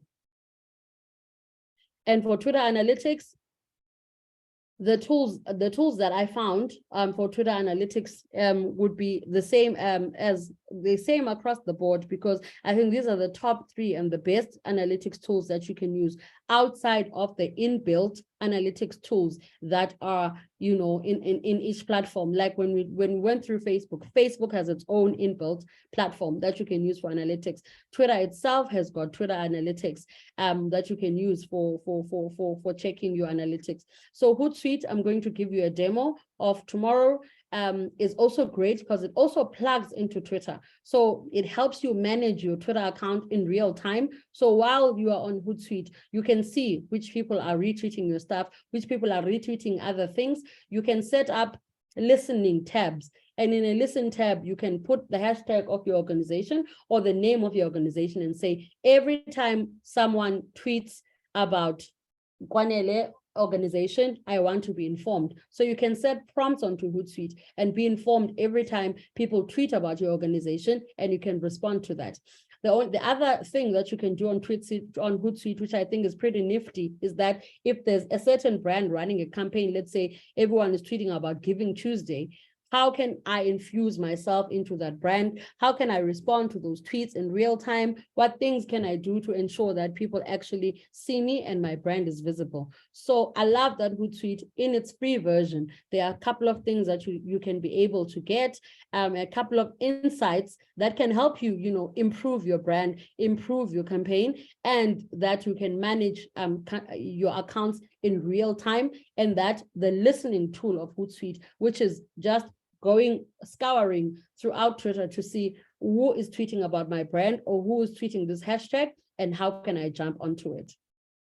Sprout as well is amazing. On Twitter, you can manage accounts with Sprout. You can track your performance, and Sprout is way more detailed than all the other platforms, because Sprout will give you your engagement, it will give you your demographics, it will give you your engagement rates, and it will give you your top performing content. And at times, it can also even give you some recommendations on how to actually make your content better. You know, and like Hootsuite, it allows you to monitor keywords. So let's say to the gentleman who asked before and said, when I've got a negative comment on Twitter, what should I do? So let's say you've decided, I've got this negative comment, but I don't want to do anything about it.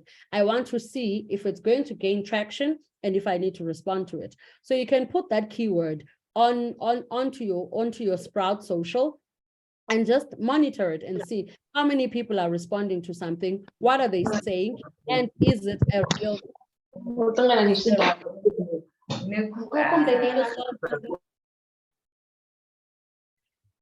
a real crisis? Thank you. And the trick that I have around crisis is that not everything is a crisis. So obviously, if there are 5 tweets about someone being unhappy about your brand, it is hardly a crisis. But when there are 25 tweets from people with followers that are over 1,500 and they are gaining traction and people are responding and they are tagging your brand, then that is a crisis. Then if that's happening, you are in crisis mode. But not everything is a crisis. So sometimes I've seen with brands and organizations, one person will tweet and everybody gets into a flat panic and they want to respond. And there's no need to get into a flat panic and respond when it's only one tweet and it's not gaining traction. So that's why I said it is important that when you are managing your social media pages and you see stuff like this happening, to take a step back, take a deep breath, analyze, what am I dealing with here? Am I dealing with somebody who loves my brand, who is concerned about the well-being of my brand and wants to see my brand progress? Or am I dealing with somebody who wants to tarnish the image of my brand, who is chasing clout on social media and wanting to get more followers? Or am I dealing with somebody who really just wants to get answers? So once you have ascertained who the person you are dealing with on social media is, given whatever tweet they've tweeted you, then you are actually able to respond from a place of being informed, not from a place of fear. It is never advisable to respond to Twitter negative comments from a place of fear, because when you respond from a place of fear, you are fueling the fire more and more and more and more and more. And that's why you find brands trending on Twitter for the wrong reasons. And then one of my favorite tools is Brandwatch. And Brandwatch is a tool that is also integrated into a tool that we use at Flow called Falcon. So Brandwatch helps you monitor your platforms and gives you analytics that can help you track and analyze all your engagement. So you can analyze engagement. It can tell you why the certain post worked. Was it because there were certain there were these number of people online? This is why the certain post work. What are my follower demographics? What is my sentiment analysis? It even Brandwatch would even go as far as saying there are this number of people that responded with a like, with the love, with a hate, with the with the we don't like this. Again, also Brandwatch allows you to monitor conversations related to your organization and track your campaigns in real time. And I don't know if Roy spoke about this, but it's very important to track how your campaigns are doing. And as you track them, optimize.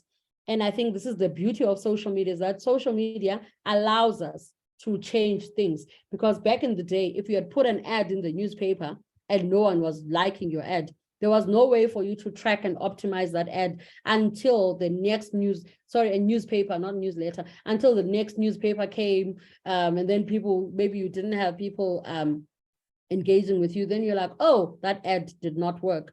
But social media allows you to do things in real time. So if you have put out a campaign, or you've put out an ad, or you've put out a post, and you can see that there's only 2 likes in 10 hours, then you are able to say, okay, did my image not work? Did my copy not work?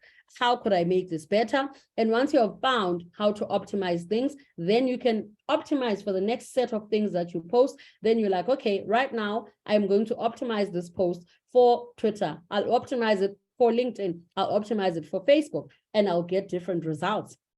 And there's also something, again, on social media called A/B testing.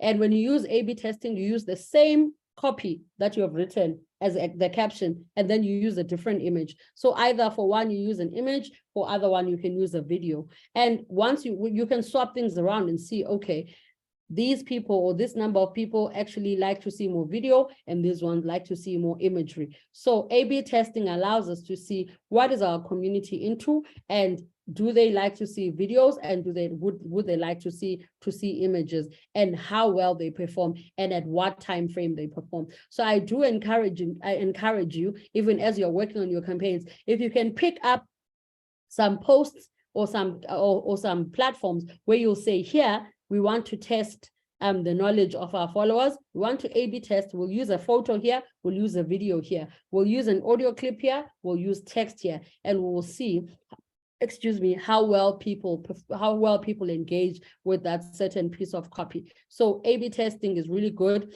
And while A/B testing is good, is that you use analytics. So you don't just wake up and decide that I'm going to post this. Analytics are the ones that are actually leading you to actually decide, this is the post that I'm going to use, and I want to see how well it performs.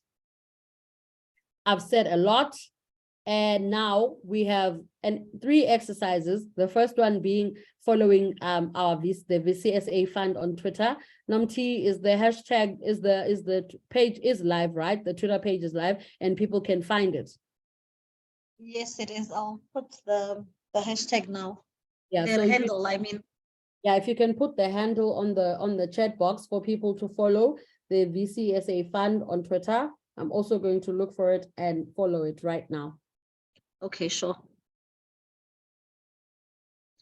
It's at VCSA fund, but I'm putting it up now. I have followed this morning. Part of the exercise I was doing is that I followed all the organizations that have given us our Twitter handles. Yeah.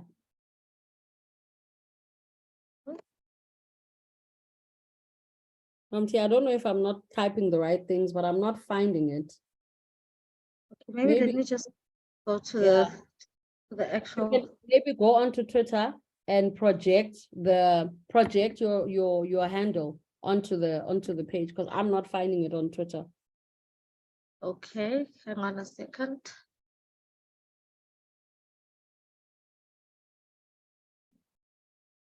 Hang on.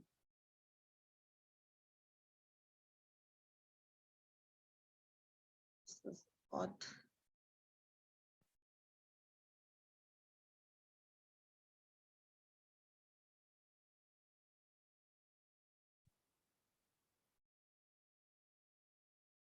Okay, I'm just Yeah, getting project. into, yeah, You project gonna your do Twitter. that now.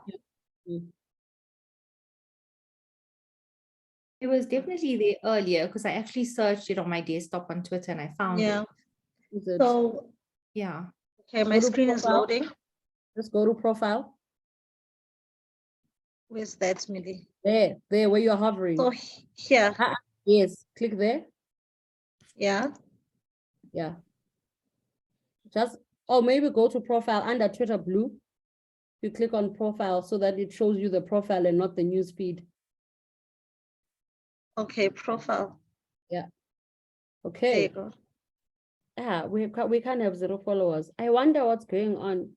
Voice, and maybe let's check with voice choice SA fund. I want to check using that because maybe it hasn't indexed properly.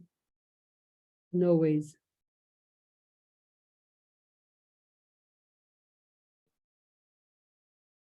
Because you'll see, I also followed everybody. Yes, Tinotenda. Melissa, just a quick suggestion. Can you try and follow an active account right now? Just find someone with an active account right now, then follow that one.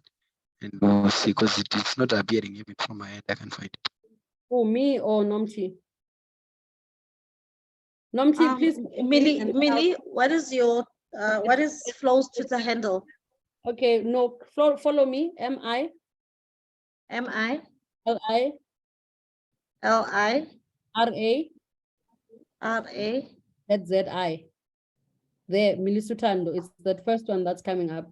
So follow me, and if I see you, okay, follow, then I'm going to be able to follow you back.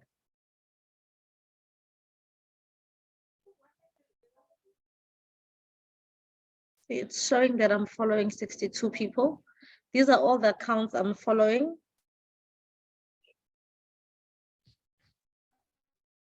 Nomti, it's coming up. Who is Roots Africa here? Did someone from Roots Africa start following me? It's Yeah, coming we've got it's Roots Africa.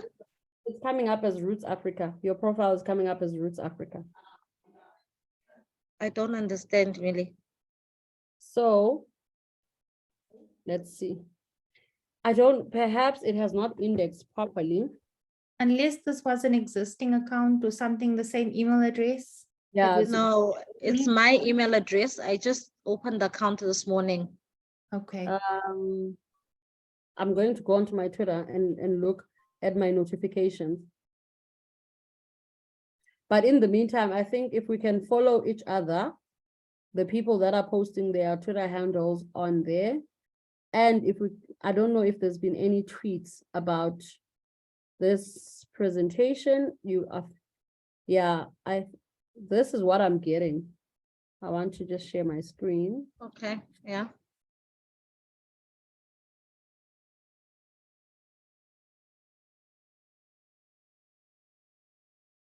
So the only new follow I have is Roots. So that could be the problem. Maybe the page is indexing as Roots or something is happening there, because check if I do this, BCSA fund.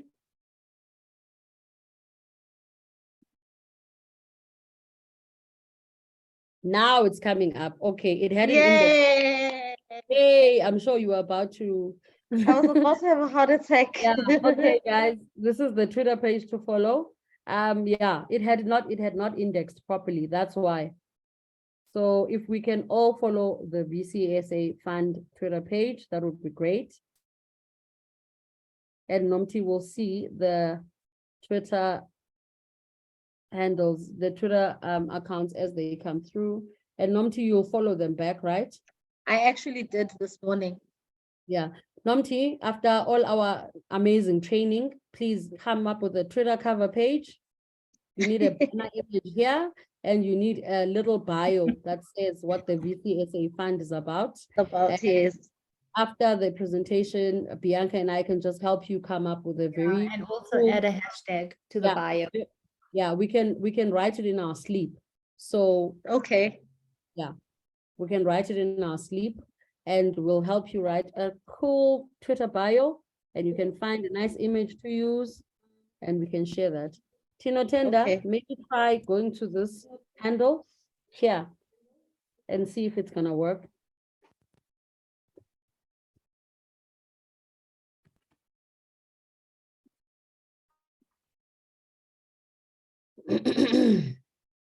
So I can find it on desktop, but I can't find it through my mobile. Is it? That is strange. That is very strange. I think because it's a new account, maybe it's indexing. But apart from indexing, our friend Elon Musk is doing things on Twitter. So I'm just glad that I could find it. And if you use the hashtag, the Twitter handle on the presentation, are you not able to see it? I'm asking I think it's She Hive who said they also can't see it.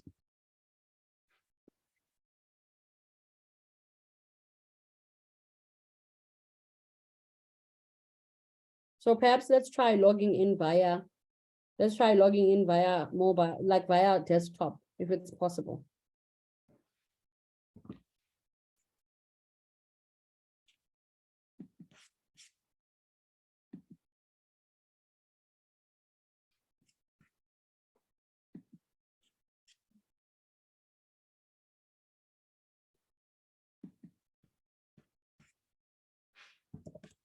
Okay, I can see we now have 6 followers. Good. Keep following, keep following.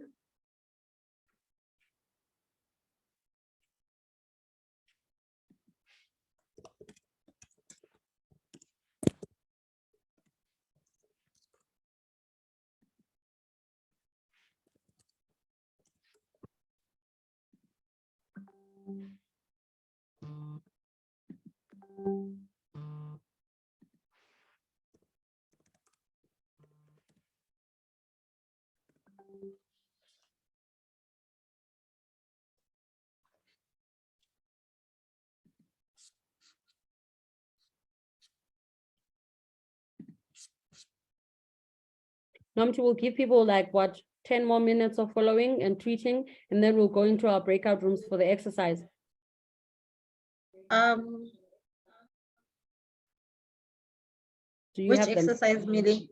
We've got our own Twitter exercise that we wanted people to do today, just to while their minds are still fresh. And I also think it will help them with the exercise that they have to, with the campaign that they need to come up with. If they could brainstorm some Twitter fundraising campaign and include a nice hashtag given what we spoke about today. So we How many rooms do you need? The rooms that you had, would those work, or would it not be a lot for you? I need to create them now. Okay. Or what we can do, could we use the ideas board and everyone individually goes and things they would like, and with like a proposed hashtag and some relevant hashtags they can use with that. Could we use the ideas board? Yeah, it's also something that I would need to set up now as well. Okay. Okay, yeah, maybe if whatever you set up, Nomtimi, the ideas board or the rooms, because we just wanted people to just learn to brainstorm, use the information we've just given them, and see what campaign hashtags they can use. And that would be today's exercise. Okay. I'm not sure if we have a case study for today from your side. Yeah, we do. Oh, okay, if we have a case study from today for your side, then it's okay. Then they can do the exercise as homework. And I'm not forgetting that I gave them homework too yesterday. So when we start tomorrow, we're gonna start with a report back on the homework. Okay. Yeah. So I think at 3:15, then we can go to today's case study.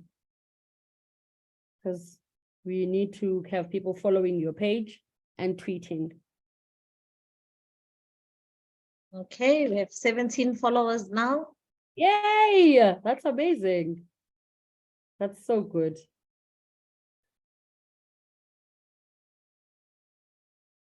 How do we comment on the ideas board?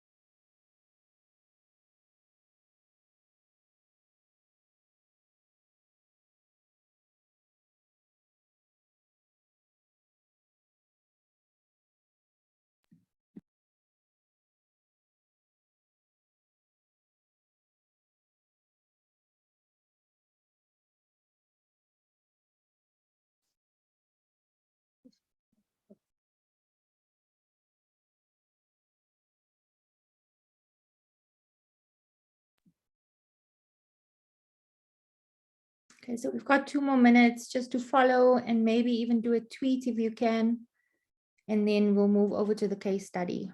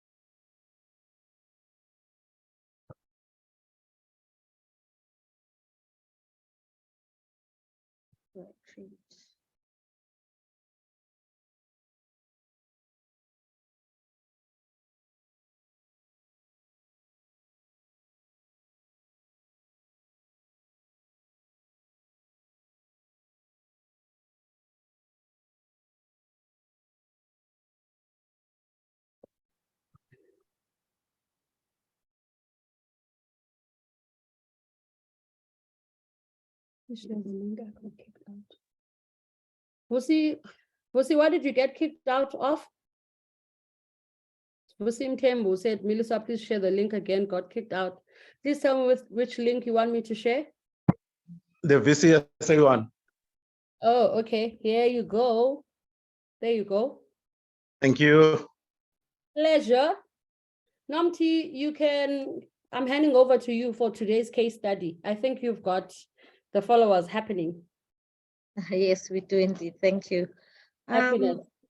Okay, I will be handing over to Refilwe from She Hive in Lesotho, who will be sharing their experiences of Twitter. So Refilwe, when you are ready, please feel free to share and you can start your presentation.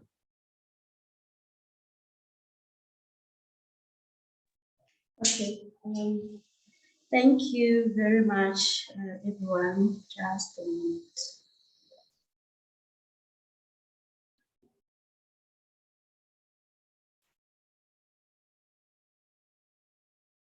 Okay. I'm wondering if everyone can hear me before I proceed. Yeah, we can hear you. We're just waiting for Okay. your screen. Yes, there we have your screen. Thank you. Okay, thank you very much, everyone. I'm Refilwe Harris from She Hive Association in Lesotho, and I'll be sharing with you our Twitter experience, Twitter space. So we are currently one of the grantees that are advocating for decriminalization of safe abortion. We're also lobbying for a change in cultural, religious, and social norms that we hope will result in negative attitudes towards abortion. So we are doing this mostly with engaging village chiefs. That is where we actually lobbying for a change in transforming their mindset. So in that picture there, you just shift this, you'll see this is where we were administering baseline attitude survey to the village chiefs at one of the Masai countries. So here it is just to show you, sorry, some of the responses. Well, on the left here, it's just a previous tweet, not the recent one that we did, but this is just some of the engagements that we normally have during our Twitter spaces, where we engage different, normally it's targeted towards youth, adults and girls and young women. So we will engage, we'll have real life engagements as the Twitter is going, or even at a later stage. So we, in one of our Twitter space that we had, we got we developed, or we had a network that we formed through a Twitter space from Mema Mokwena, who's the founder of Lesotho Women Rights Advocacy. And then we later on engaged her to be one of our speakers in our Twitter space, which the topic was, could safe abortion be a solution to maternal mortality or not? The reason for this is because the organization's mandate, that is Lesotho Women's Rights Advocacy mandate, is to advocate for sexual and reproductive rights. They call themselves sexual and reproductive rights defenders. So yes, like I've said, we build a network through them. We also build a network with a Dr. Musiwa Ramakweli, who is currently the GBV liaison officer between Ministry of Gender, Youth, Sports and Social Development under the Department of Gender. And then we also gained a lot of followership and retweets. So if you can see here, I've also shown the number of people that retweeted. The retweets then built to us getting followership and so on and so forth. Sorry, I just wanted to say here, the network we built also then from long-term relationship, like for example, we used Dr. Ramakweli to be a moderator in one of our activities later on when we were still advocating, but this particular activity, we were engaging the justice system on the bail system. And one of the issues was, what about the bail system in regards to abortion-related crime? So this is just a screenshot of analytics of one of the recent Twitter space we had, the one I just spoke about, when we were talking about, could safe abortion be a solution to maternal mortality or not? In that space, we have 50 interactive listeners, and it was an hour and 46 minutes long. We had 190 people that were tuned in. And then later on, afterwards, we had the Twitter, the recording, because we had archived it, the recording was replayed 140 times. Even very recently, about 2 weeks ago, we had a tertiary student who asked for the recording to use in her research or in her assignment. Actually, she said she was going to do a debate at school, but also to use it for her research. And this was because someone had told her of how informative the Twitter space we had was, and luckily we still had the recording. So the impact we've had is, I've just shared screenshots here of some of the followers that we also follow back, because we've seen that the social media or Twitter space, or social media in general, has got a good impact, that you get recognized internationally and also nationally, and relevant recognition. Relevant in that it's maybe the right ears and eyes that you'd like to see the work that you're doing. It's also followers that will retweet, hence thus sharing with a broader population all the work that we see. We've also seen one of through using Twitter or social media, we have attracted attention to the organization, and some of our adolescent girls and young women or staff members have been invited to make presentations on bigger platforms like ICASA. I've shared there, this is one of Twitter space, even though it's not very recent, but where Paul Massimo, who is a adolescent girl and young woman at She Hive, was later invited to make a presentation on ICASA through engagement at one of our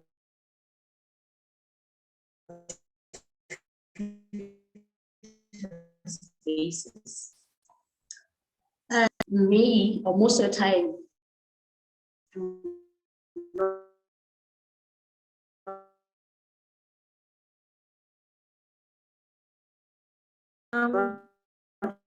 Refilwe, we are losing you a little bit.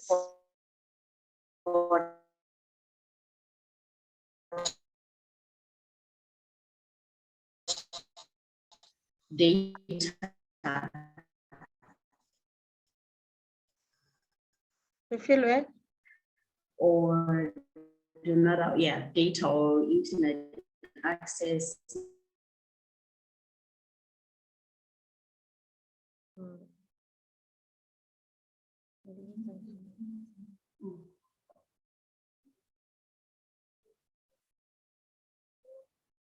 Hello.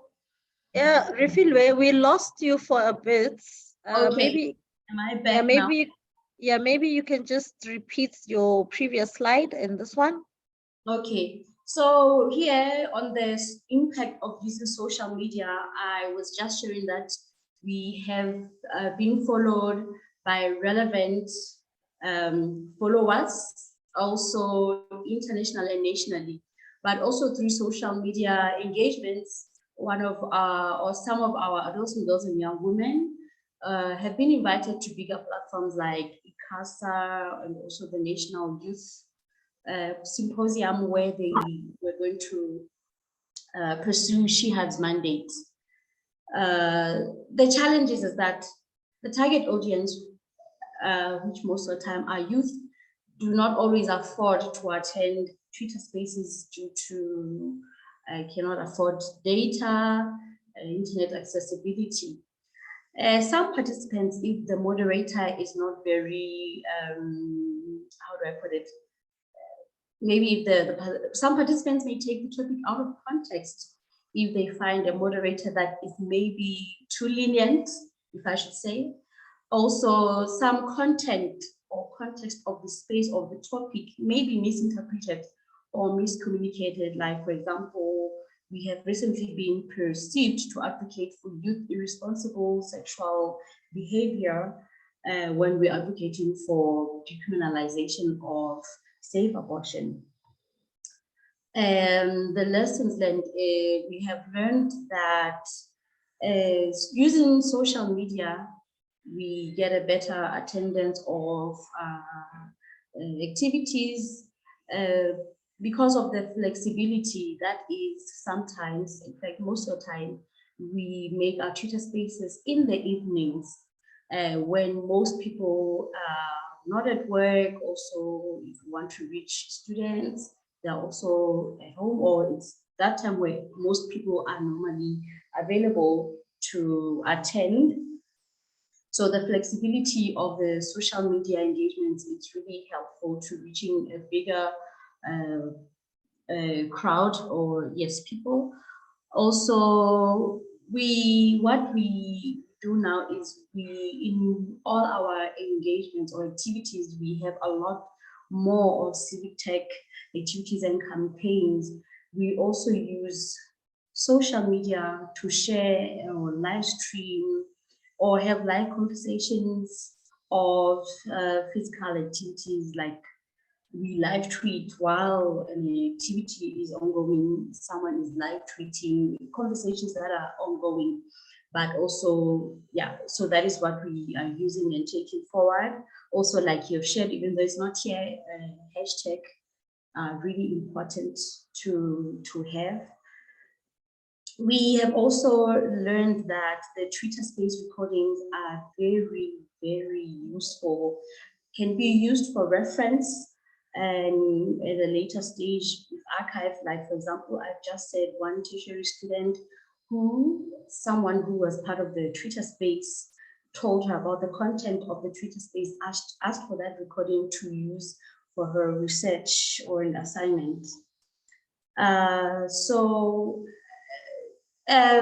I think I've already said this more than enough. We aim to use social media platforms more frequently to reach a bigger platform, bigger crowds internationally.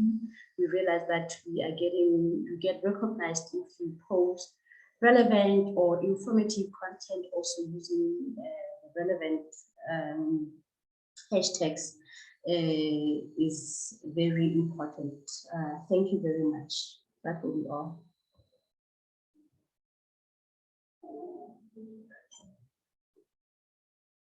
Thank you so much, Refilo. That was such a powerful case study. B, do you want to give your thoughts on the case study? No, I think it was excellent. And I think you got the gist of using Twitter Space and how to use Twitter correctly. I just had a few points. I just wanted to know if there was a post content plan for after the Twitter Space, because it was so powerful. Was there content that followed up the Twitter Space conversation that was used later on or within the next 3 days, a recap of sorts? What we had, we document iStories. So after the Twitter Space, we had a lot of people that wanted to talk off the record, actually, to share their iStories of. Some have actually experienced, we call them survivors, if I should say. So some people that have had abortion, or they just wanted to share their abortion-related stories afterwards. That is one of the things. We also use their recording, some clips of it, at one of the TVTs where we are advocating for like safe abortion, to make a clip of if there's any relevant information that we found. So we take that short clip and we play it in one of the activities where we had village chiefs. We played that and the response was actually really good, because sometimes village chiefs think you're just making up stories, but if they hear this from someone that shared during the Twitter Space, this is what is actually going on. So yeah. Cool. And then I think also another thing that I noticed was what we also spoke to is leveraging your partners and your alliance. And I saw that you brought someone in and constantly used him after that. And then you also got global recognition of following. I'm not sure about around the parameters, but we follow back, but did you ever DM and maybe ask for further collaboration or an opportunity to collaborate further? No, honestly not. I don't do. It's just to appreciate the following and then just follow back, and hopefully they will retweet and stuff as we post things, but we never DM for that.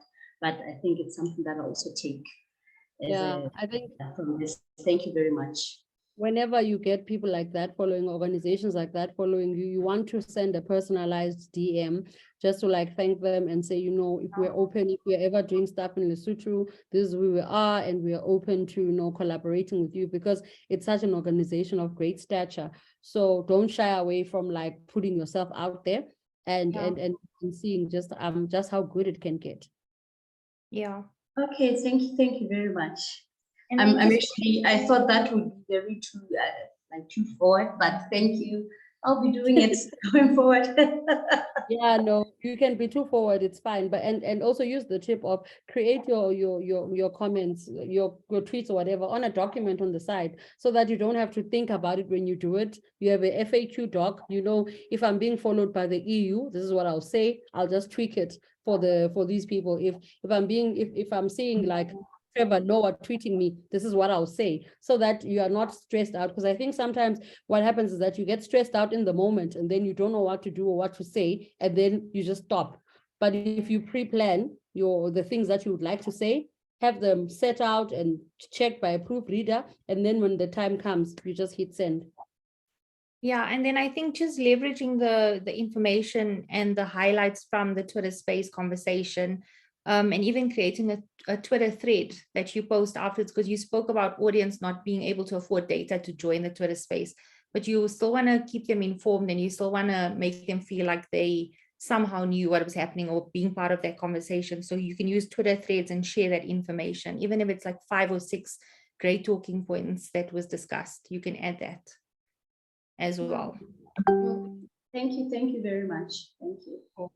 And also for me, I think what I loved about it, it was an amazing case study, very, very powerful. Thank you. I love the fact that you let people talk to you in vernacular. You'll never understand how powerful it is, because people need to be able to talk to you in a language they understand.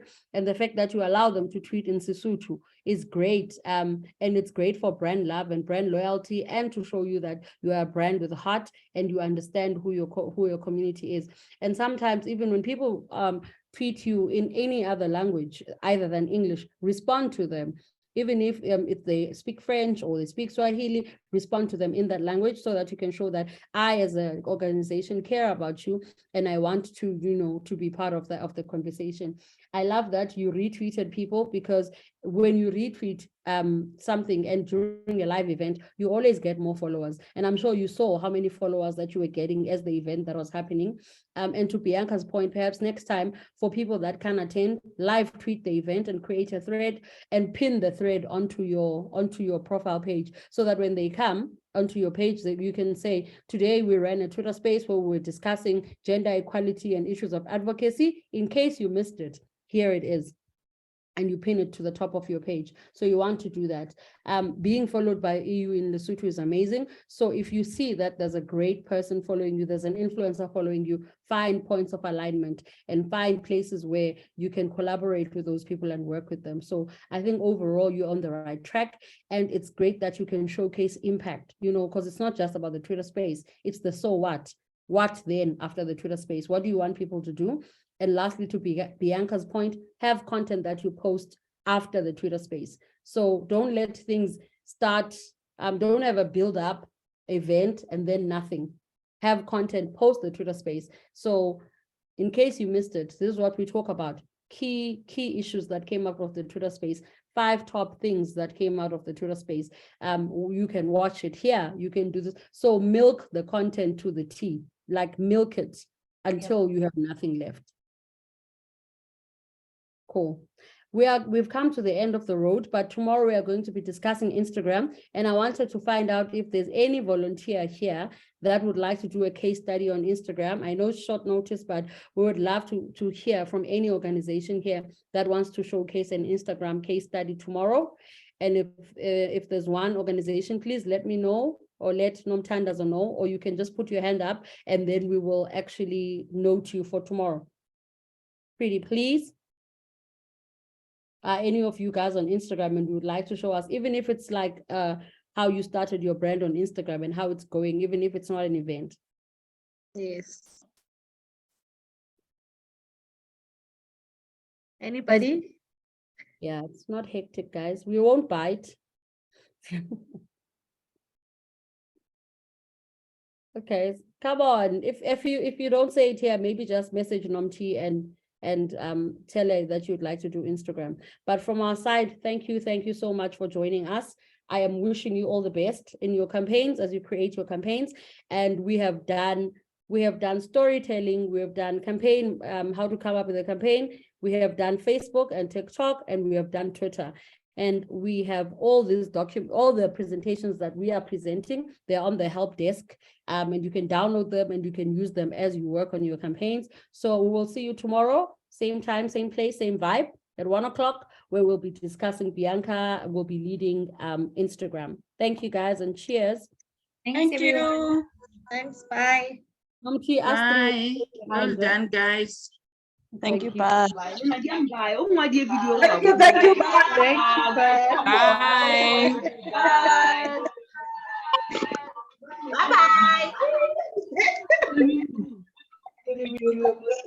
Bye-bye. So nice to see you guys. Bye. Thank you for putting your video.